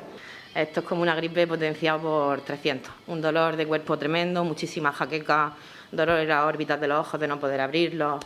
Pero los que no han estado enfermos no ven el peligro. El cerebro humano tiene un mecanismo de negación ante la propia muerte y eso nos hace correr riesgos. Esto que ven es el proyecto Respira, realidad virtual desde el punto de vista de un enfermo de COVID. Nuestra intención no es solo generar impacto emocional, sino generar impacto para cambiar actitudes, conductas, etc. Algo que efectivamente se refleje en el mundo real, en un cambio de actitudes de las personas. Buenas tardes. No tengo buenas noticias. En la radiografía de tórax ha salido una neumonía por COVID. Un vídeo que te sumerge en la vida de un hospitalizado por COVID. Recupera la conciencia instantánea, doctor. ¿Va a aumentar la medicación? Y que tras varios días, que se resumen en 7 minutos, te llevan a la peor situación. Voy a proceder a desconectarlo. Entiendo, doctor. Has luchado muchísimo. La experiencia, creada por psicólogos para generar un impacto mayor, se puede vivir desde un móvil, un ordenador, una tablet o la mejor opción, un visor de realidad virtual que te introduce en la piel del enfermo. Respira. ¿Qué te parece si empezamos de nuevo?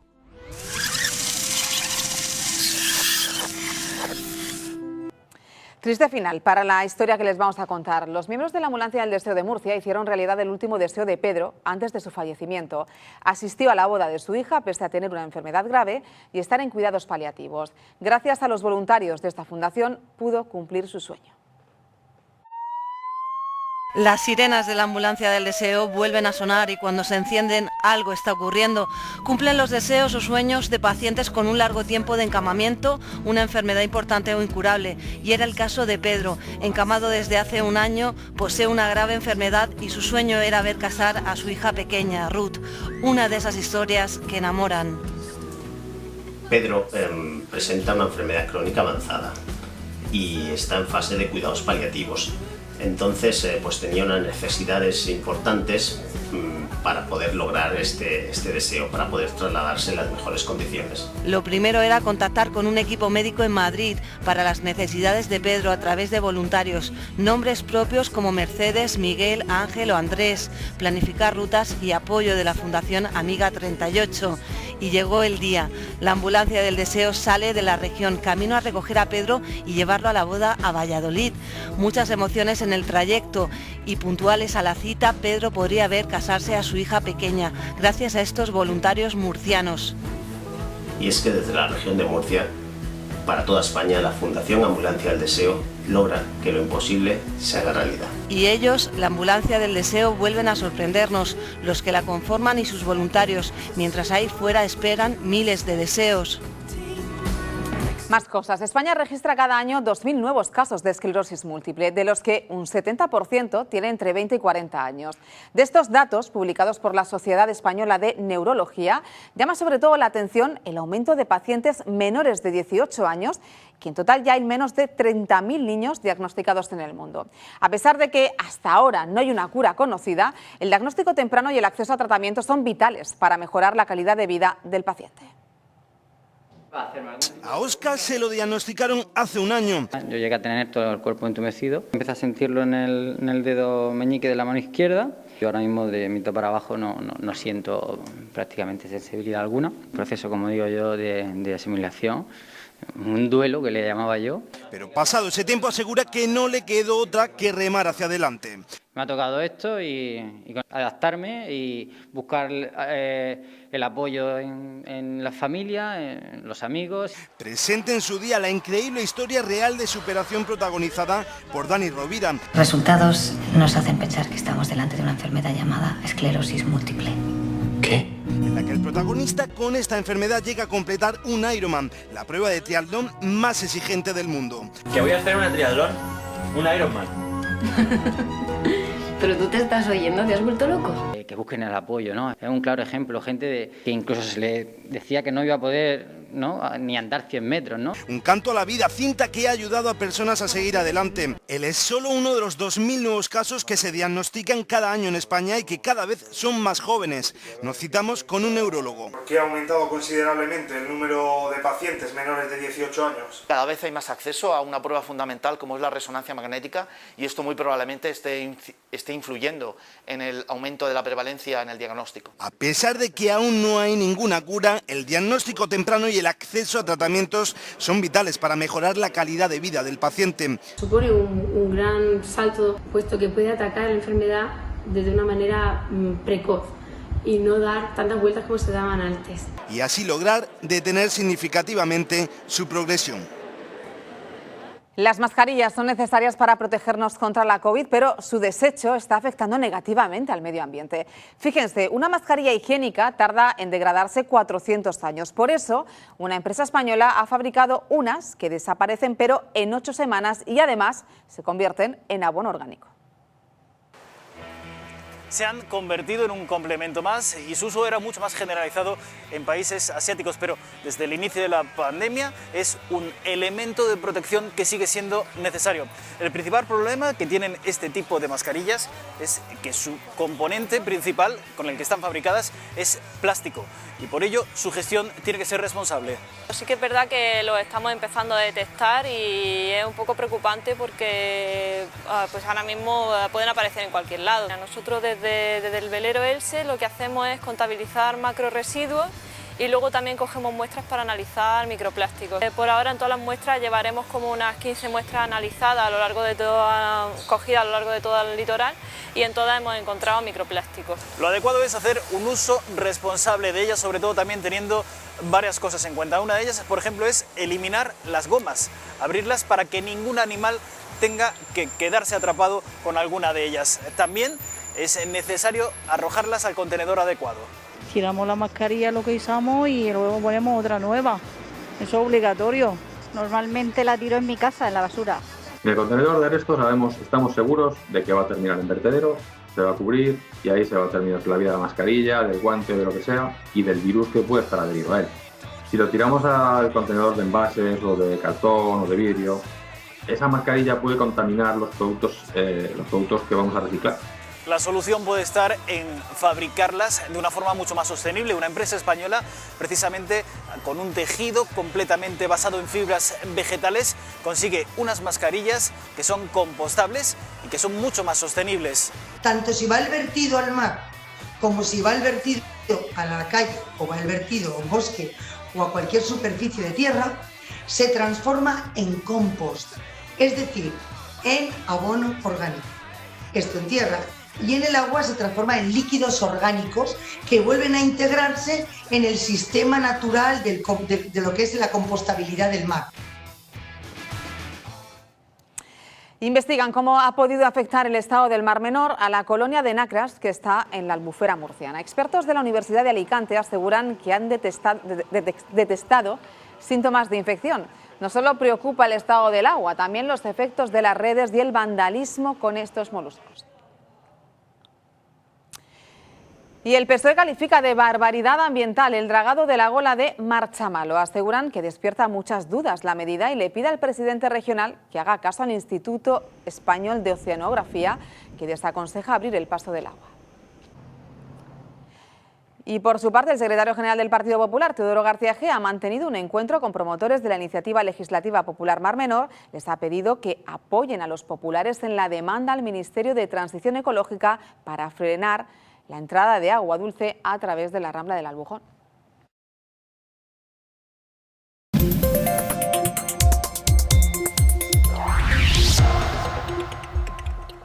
Más de 54.200 alumnos de educación secundaria y bachillerato regresan a las aulas. Una vuelta al instituto que se dará en 22 municipios de la región y que estará marcada por la presencialidad total.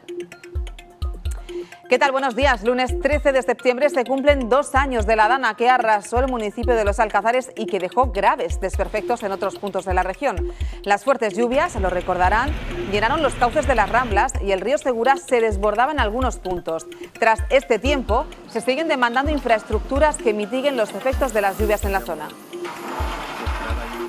Y así ha quedado este coche en una finca de La Grajuela, en San Javier. No solo eso, ha roto una tubería de la mancomunidad de los canales del Taivilla, provocando esta espectacular inundación. El resultado, un socavón de más de 1 metro que impedía salir o entrar a la vivienda. Y en cuanto a la pandemia, se han registrado en las últimas horas 43 nuevos contagios y ningún fallecido. Es la cifra más baja de las últimas 3 semanas. Hoy el Comité COVID decide si levantar las restricciones al ocio nocturno. La ambulancia del deseo vuelve a emocionarnos. Ha viajado desde Murcia hasta Madrid para cumplir el sueño de Pedro, un padre gravemente enfermo que no quería perderse la boda de su hija pequeña. Mascarillas que desaparecen en 8 semanas y se convierten en abono orgánico. Es la solución medioambiental de una empresa española. Las fabrican con un tejido a base de fibras naturales. Se calcula que cada mes acaban en el mar 6 millones de mascarillas en todo el mundo. Antes de la pandemia, pues tardaba 10-12 días en servirte un mueble que es, digamos, la media habitual que te suele tardar. Pues ahora podemos encontrarnos con que están tardando entre el orden de 30 y pico días en servirte ese tipo de productos. Seguramente se sientan identificados. Los fabricantes de todo el mundo siguen lidiando con una crisis logística que ha interrumpido el suministro de materiales esenciales. Ahora la situación impacta de lleno en el sector del mueble. La escasez de suministros amenaza con aumentar la inflación. Y en deportes, primera victoria de la temporada para el Águilas. Ganó en Toledo con un gol de Jovic y el Mar Menor sumaba su primer punto después de empatar en casa ante el Eldense. Peor le fue al Cartagena en Oviedo, donde cayó por 2-0. Hay una cosa que no me gusta nada del partido de hoy y es que agachemos la cabeza. ¿Agachar la cabeza por qué? ¿Qué ha pasado para agachar la cabeza?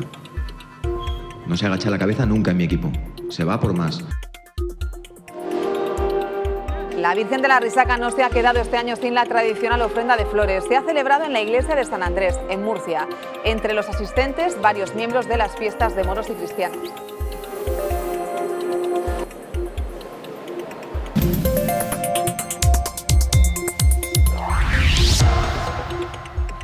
Y hoy la luz vuelve a alcanzar máximos históricos. Atentos porque pagaremos 154 euros el megavatio hora. Son 2 euros más que lo que pagábamos, por ejemplo, el pasado viernes. ¿El precio de la luz? Pues hombre, me parece una exageración eso que se está pagando últimamente. Claro que lo estoy notando y gracia no me hace ninguna y no lo entiendo además. Pero vamos, poco más que añadir, yo creo que estamos todos igual. La mala noticia es que no han tocado techo, es decir, se espera que los precios sigan subiendo. Subida que al Ejecutivo le está costando controlar. Ya ha congelado el IVA temporalmente y piensa en otros impuestos para paliar el golpe. Pues eso al final, si me permiten la expresión, es pan para hoy y hambre para mañana. Es decir, eso, si estamos hablando de un impacto en las arcas públicas del entorno de 7.000 millones de euros, esos 7.000 millones de euros al final tendremos que pedir deuda o tendremos que subir impuestos, con lo cual volverá a repercutir en el consumidor. Por eso digo que el margen realmente es muy escaso. ¿El problema se está poniendo en juego la recuperación? Pues a través de la inflación y a través de... supone un coste para la mayoría de comercios, pues es un freno real, es un riesgo real alto a la recuperación que teníamos encima. Porque las cuentas de la luz se llevarán una parte importante de los ingresos de los consumidores y de las empresas. Los negocios también están sufriendo esa subida del precio de la luz. Un ejemplo de ello son las lavanderías. En los últimos meses, las de autoservicio han crecido exponencialmente. Lo hemos visto y mucho en películas y series, ahora se ha convertido en otro servicio más que encontramos en nuestras calles. En apenas 5 años, las lavanderías autoservicios se han incrementado en un 62% en España. Me gusta mucho porque se lava todo de golpe, es mucho más rápido, ya me llevo la ropa seca. Mucho más rápido y sí, se ahorra bastante en lo que es luz y agua al venir para acá. Cada vez son más los que deciden hacer la colada fuera, aunque la lavadora sigue siendo electrodoméstico esencial en nuestras casas. A lo mejor sí que de momento en España tenemos el concepto de tener la lavadora en casa. Aunque es para planteárselo. Las lavadoras es el segundo electrodoméstico que más electricidad consume de la casa, a lo que tienes que añadirle el gasto de agua más los productos. Entonces al final cada vez resulta más económico lavar en una lavandería de servicio. Además, algunas de las lavanderías disponen de servicio a domicilio. Si no puedes tener tiempo o no tienes buen horario, le recogemos la ropa en casa y al día siguiente la tienes de vuelta en casa otra vez. Servicios que intentan facilitarnos la vida y que parece que han venido para quedarse. Más cosas. En España, cerca de 500.000 de jóvenes universitarios se desplazan cada año de su ciudad para estudiar y aunque el alquiler de vivienda no es la única alternativa, sí que es la opción más demandada. La accesibilidad a los servicios y la ubicación son los parámetros que marcan el precio de la vivienda. Y sobre todo que esté muy bien comunicado con tranvía y con autobuses para ir a estudiar, ¿no? Para ir a la universidad. Un precio que se ha visto incrementado este año en algo más del 10%. Una vivienda de 4 habitaciones puede ser en torno a 800 y pico euros. Varía si digamos que tiene más nivel la vivienda, ¿no? Pero en esa línea de los 200 euros por habitación. Y ojo porque el perfil del estudiante en busca de hogar también ha cambiado. Por ejemplo, los pisos tienen que tener wifi, es fundamental, tienen que tener aire acondicionado. También ha cambiado un poco la leyenda negra del estudiante que hacía fiestas, que destruía los pisos. Pues eso no es así. Pisos para estudiantes, un nicho de negocio al parecer en auge y muy rentable. Por cierto que 54.200 alumnos de 22 municipios regresan a las aulas este lunes en educación secundaria y bachillerato. La Consejería de Educación ha convocado para este martes un acto de adjudicación con el fin de que los docentes puedan ocupar sus puestos. Los alumnos regresan a la presencialidad total.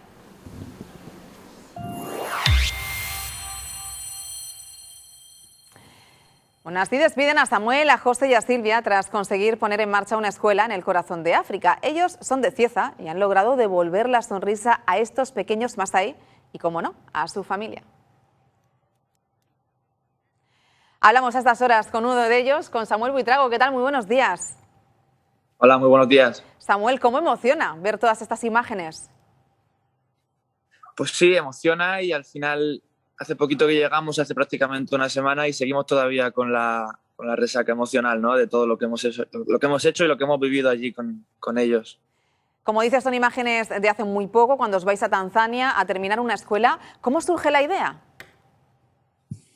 La idea surge porque en el año 2017 mi madre hace muchos años estudió trabajo social, pero no pudo hacer el viaje de fin de carrera con sus compañeras que fueron a África. Pues porque la situación en casa era complicada, recién separada, mi hermano y yo teníamos apenas 4 o 5 años, éramos muy, muy pequeños. Una serie de circunstancias que le impidieron ir. Y ahora con el paso de los años, cuando ha tenido un poco más de libertad y mi hermano y yo ya hemos sido grandes, pues decidió que quería emprender un viaje a África para colaborar con una pequeña ONG. Lo único que no encontraba la compañía oportuna que quisiese trabajar de la misma manera que quería trabajar ella, o se sentía un estorbo porque a lo mejor la gente que suele ir a estos viajes es gente joven, así que yo, viendo la dificultad que tenía para encontrar acompañante, digo, mamá, te acompaño yo, y me pedí los días en el trabajo y ya llevamos 4 años, 4 veranos yendo, menos el año pasado por el COVID, 4 años yendo a Tanzania, a la zona de Arusha, Motoambo, y la verdad que muy contento. Llegáis allí y ¿qué os encontráis, Samuel? Pues el primer año que fuimos sin ningún tipo de expectativa, fuimos a trabajar con una ONG chiquitita, cuya presidenta, o sea, la ONG realmente está en Tanzania, pero es de Canarias, la presidenta Amalia es de Canarias, la ONG Kutembeana Tanzania, y llegamos allí porque mi madre vio un proyecto de que querían cambiar una escuela que estaba en un sitio muy malo y querían hacerlo en un sitio un poquito mejor para que también pudiesen ir más niños, y en esta escuela pues a los niños se les da la educación, comida, de todo, también iba un médico, entonces nosotros pues participamos, organizamos una gala benéfica en Cieza, recaudamos mucho dinero, mucha gente de manera anónima nos donó dinero, nos daban ropita, medicamentos, y el primer año conseguimos recaudar 4.000 euros y fuimos con esta ONG allí, y la escuela, que actualmente ya funciona, se compone de 3 pabellones y 2 de esos pabellones, todos los bloques, pintura, material de obra, se ha pagado con dinero de Cieza. Y ese fue el punto de partida de un viaje que, sinceramente, a día de hoy no sabemos a dónde nos puede llevar. Y muy contentos. ¿Qué pasa? Que en ese mismo viaje, de repente nos desplazamos a una zona un poquito más dejada, llamada Motoambo, que es como un pequeño pueblecito de ahí. Como si estamos en Murcia capital y, por ejemplo, nos desplazamos hasta Ricote. Pero todo ello por carreteras que son malísimas y las llamo carreteras por llamarlas de alguna manera. Y en esta zona conocimos a un profesor masái por casualidad, y por casualidad nos enseñó la escuela que tenía. Y la escuela que tenía pues era como, no sé si tenéis ahora mismo en mente cómo son las casas de los masái, que son así como con forma cilíndrica, que se construyen con palos, arena y excremento de vaca, que la arena y el excremento de vaca lo que hace es que quede la casa compacta y de un material fuerte. Pues la escuela era así, solo que un poquito más grande. ¿Qué pasa? Que vino la época de lluvias y se la llevó por delante. Así que el segundo año, de igual manera, organizamos la gala benéfica en Cieza con grupos de aquí que se portan muy bien con nosotros y que, vamos, solidarios es poco decir, ¿no? Y con mucha gente anónima de nuevo, mayores del centro de personas mayores, las morericas de aquí de Cieza, de mi madre, y mucha gente, amigos, familiares que se volcaron. Otra vez conseguimos una cantidad importante de dinero y llegamos allí a Tanzania y pudimos construir la escuela. Y muy contentos. Lo único que la escuela, claro, como te digo, luego vino el COVID y una serie de circunstancias y la escuela ha permanecido cerrada. Y este año, afortunadamente, que hemos podido volver y ha sido emocionante porque ojalá fuese capaz de explicar con palabras cómo la gente de allí nos recibe y cómo la gente de allí nos quiere y cómo nos dan todo lo que tienen aunque no tengan nada. Y este año ya hemos conseguido, mi madre contactó con la ONG SOS Tanzania, que es una ONG italiana, y ya hemos conseguido que la escuela tenga su profesor, que la escuela tenga su médico para que vea a todos los niños, porque allí pues, las condiciones de salud son las que son. Y aparte, lo importante, más allá de que tengan un profesor, lo importante de la escuela es que es un sitio donde entre unos 40 o 50 niños de unas 6-7 aldeas de diferentes familias van a poder coincidir en todos los días para tener allí comida y bebida. Van a tener agua y su papilla se va a elaborar para que puedan todos los días mínimo desayunar.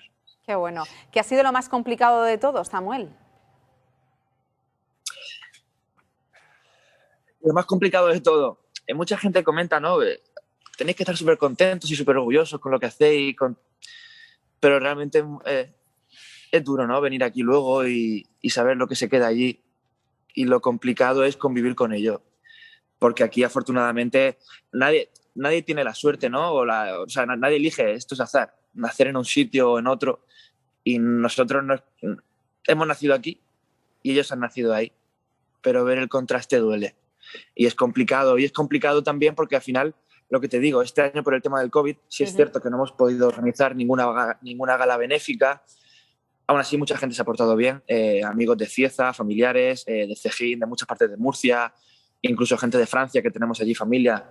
Hemos llevado una cantidad de dinero muy buena, pero no tanto como otros años. Y lo complicado al final es que conoces a una persona un día que vive en extrema pobreza y le quieres ayudar y le ayudas, pero al final mañana conoces a otra y pasado conoces a otras 2 familias y quieres ayudar a todo el mundo. Claro. Y faltan manos, ¿no? Te das cuenta y aprendes que no puedes salvar el mundo, pero sí puedes aportar un poquito y paso a paso. Y lo complicado es eso, no elegir a quién ayudar, porque tampoco lo elegimos, es que realmente ahí todo el mundo necesita ayuda. Lo complicado es ver que se te van acabando los dineros y que no puedes ayudar a todo el mundo, pero bueno, no pasa nada, seguiremos ahí. Estamos viendo esos vídeos, estamos viendo esas imágenes. ¿Cómo os comunicabais con ellos? Pues sí, mira, mi madre hizo una cosa muy bonita y es cierto, porque mi madre en nivel de inglés, o sea, mi madre no habla inglés.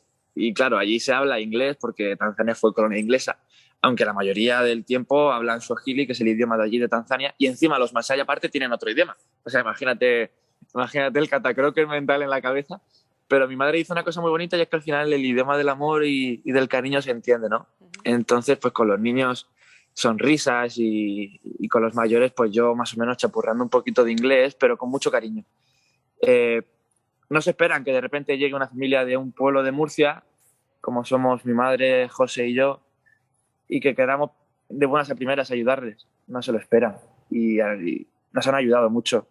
nos han ayudado y tienen mérito, porque al final nosotros lo que sí que tenemos claro es que no queremos de ninguna manera influir en su cultura, y tienen una cultura muy especial y muy auténtica, los masái, y respetarlo, pues a veces tú ves cosas que te chocan, pero poquito a poco vamos intentando pues que se vayan mentalizando. Si es cierto que allí sobre todo es la mujer quien trabaja, quien cuida a los niños, quien construye las casas, quien hace todo. Entonces sí es cierto que nosotros hablábamos con los hombres para que nos ayudasen un poco a nosotros, intentando poner las semillitas de la igualdad, pero claro, como te digo, no queremos tampoco nosotros, no somos nadie, ¿no?, para cambiar su cultura, ni queremos hacerlo, ni mucho menos, no es nuestra intención, pero tiene mucho mérito que ya nos hayan ayudado a construir.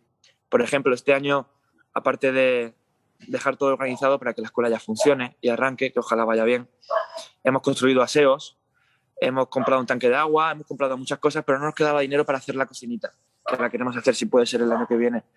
Entonces la cocinita la han construido las mamás con los papás y han hecho una bomba masái que va a servir pues para guardar todos los utensilios de cocina que hemos comprado, ollas y comida. Y la verdad que bueno, pues poquito a poco trabajando con ellos y felices, felices porque al final también ya los conocemos, sabemos quiénes son, las familias que son y llegar y reencontrarte con ellos y ver que algunos siguen, otros por desgracia no, pero bueno, bien, no sé. Es una experiencia con un sabor, como te digo, agridulce, dulce por todo lo que podemos hacer, porque merece la pena por sus sonrisas y por el cariño que desprenden, pero agria porque al final tienes que volver aquí y el contraste es muy grande. Pero bueno, no pasa nada, al final hacemos lo que podemos, ¿no? Que no es poco. Samuel, durante todo este tiempo habéis estado también ayudando, ¿no?, en otras acciones solidarias, acompañándolos a los hospitales, entre otras muchas cosas, ¿no? El proyecto inicial con el que llegamos, que diría que es de mi madre, porque de mi madre es realmente el proyecto, la escuela, Blackstone School Cieza, que se llama Blackstone porque está la aldea masái más cercana es Blackstone, que es una zona llena de piedra negra. Ese sería el proyecto principal con el que nosotros vamos a Tanzania a trabajar ahora, que no pertenece a ninguna ONG, es un proyecto de mi madre que construyó ahí y a día de hoy lo regenta la ONG, como he dicho, SOS Tanzania, y ese era el proyecto principal, llegar y que la escuela funcionase.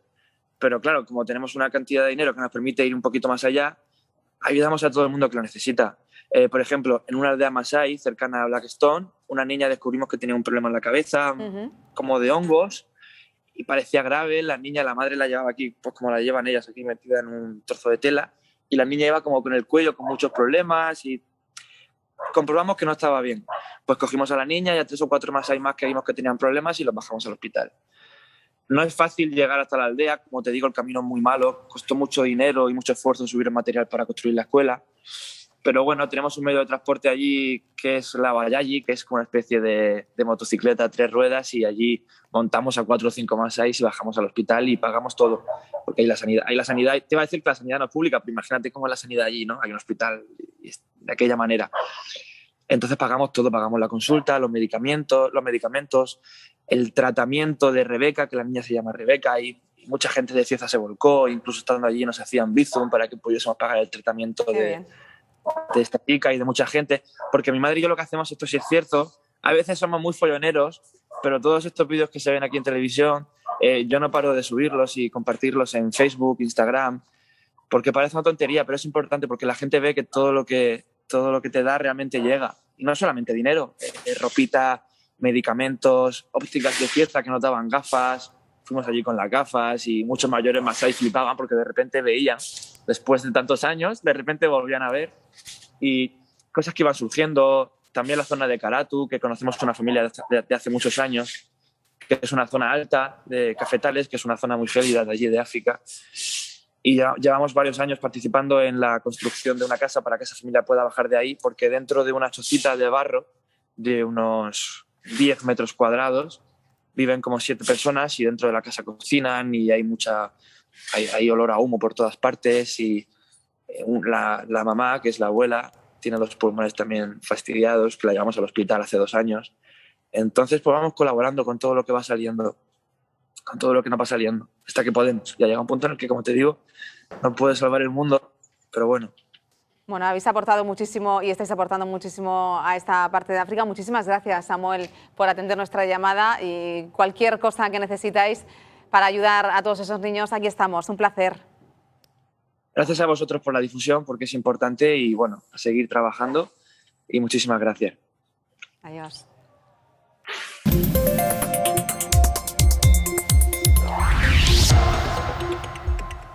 9:50 de la mañana, la Asamblea Regional celebra un segundo pleno sobre el Mar Menor. A estas horas habla el consejero Antonio Luengo. Lo escuchamos. Se trata de la zona de especial influencia en el ecosistema y se prohíbe durante los próximos 2 años o hasta que se habiliten las infraestructuras necesarias para encauzar el agua que transcurre por las diferentes zonas de escorrentía. Todo ello con el objetivo de limitar el aporte de nitrógeno a los cultivos para eliminar o reducir al máximo los arrastres que se producen en los episodios de grandes lluvias. La agricultura sostenible de precisión que hoy se emplea en el campo de Cartagena permite controlar los aportes y garantizar que no hay afección al acuífero. Pero también tenemos que extremar las precauciones para evitar que a nivel superficial se puedan generar arrastres. De esa forma, y manteniendo las restricciones más estrictas que ya existían dentro de la franja de los 1.500 metros, hacemos extensiva la prohibición de fertilizantes nitrogenados a toda la zona 1 del Mar Menor. Hay que indicar, señorías, que entre las alternativas que se permiten destaca el uso de fertilizantes orgánicos que contengan en su composición nitrógeno, tales como acondicionadores de suelo autorizados en agricultura ecológica. Pero también se contempla el uso de las últimas técnicas, de soluciones a base de microorganismos como los fijadores de nitrógeno atmosférico o similares, o capaces de aumentar sus poblaciones en el suelo, en las dosis máximas establecidas en los distintos preceptos de la ley. Además, el incumplimiento de esta nueva limitación se considerará infracción grave, acarreando una sanción entre los 5.001 y los 50.000 euros. Quizá esta sea la medida más relevante, señorías, pero no es la única. Dentro de esta modificación hemos dado un paso para la reducción de los plazos de los trámites administrativos dentro de la tramitación de expedientes sancionadores en el ámbito del Mar Menor. Todo ello con el objetivo de dotar de mayor eficacia y agilidad a los procesos contra infractores. Bueno, y estas imágenes que están viendo es el emblemático Arco del Triunfo de París, envuelto en un tejido plateado y azul a modo de envoltura, que ha llamado la atención de cientos de curiosos en la capital francesa. Se trata de una obra en homenaje al artista estadounidense de origen búlgaro Christo.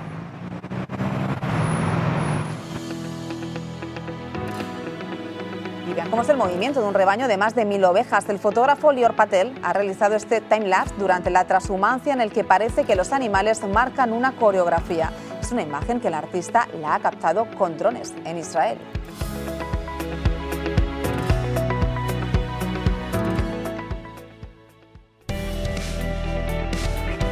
Y esta es una de las mayores granjas solares de China. Se ha construido al norte del país para aprovechar grandes áreas montañosas y promover la energía limpia. Esta planta reduce las emisiones de más de 250.000 toneladas de dióxido de carbono cada año.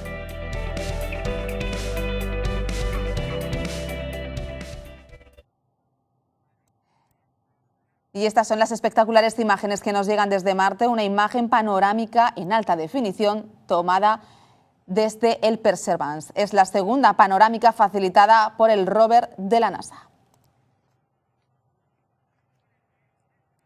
Y ahora nos vamos a Cartagena porque la terraza del Batel tiene mucha música preparada.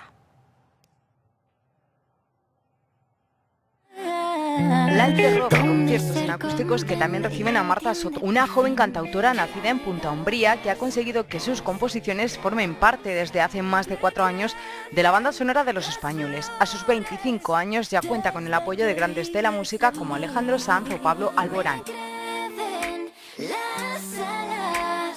Tengo 1000 mañanas para ti. Un ciclo de conciertos íntimos que concluirá con esta otra artista femenina, Tulsa.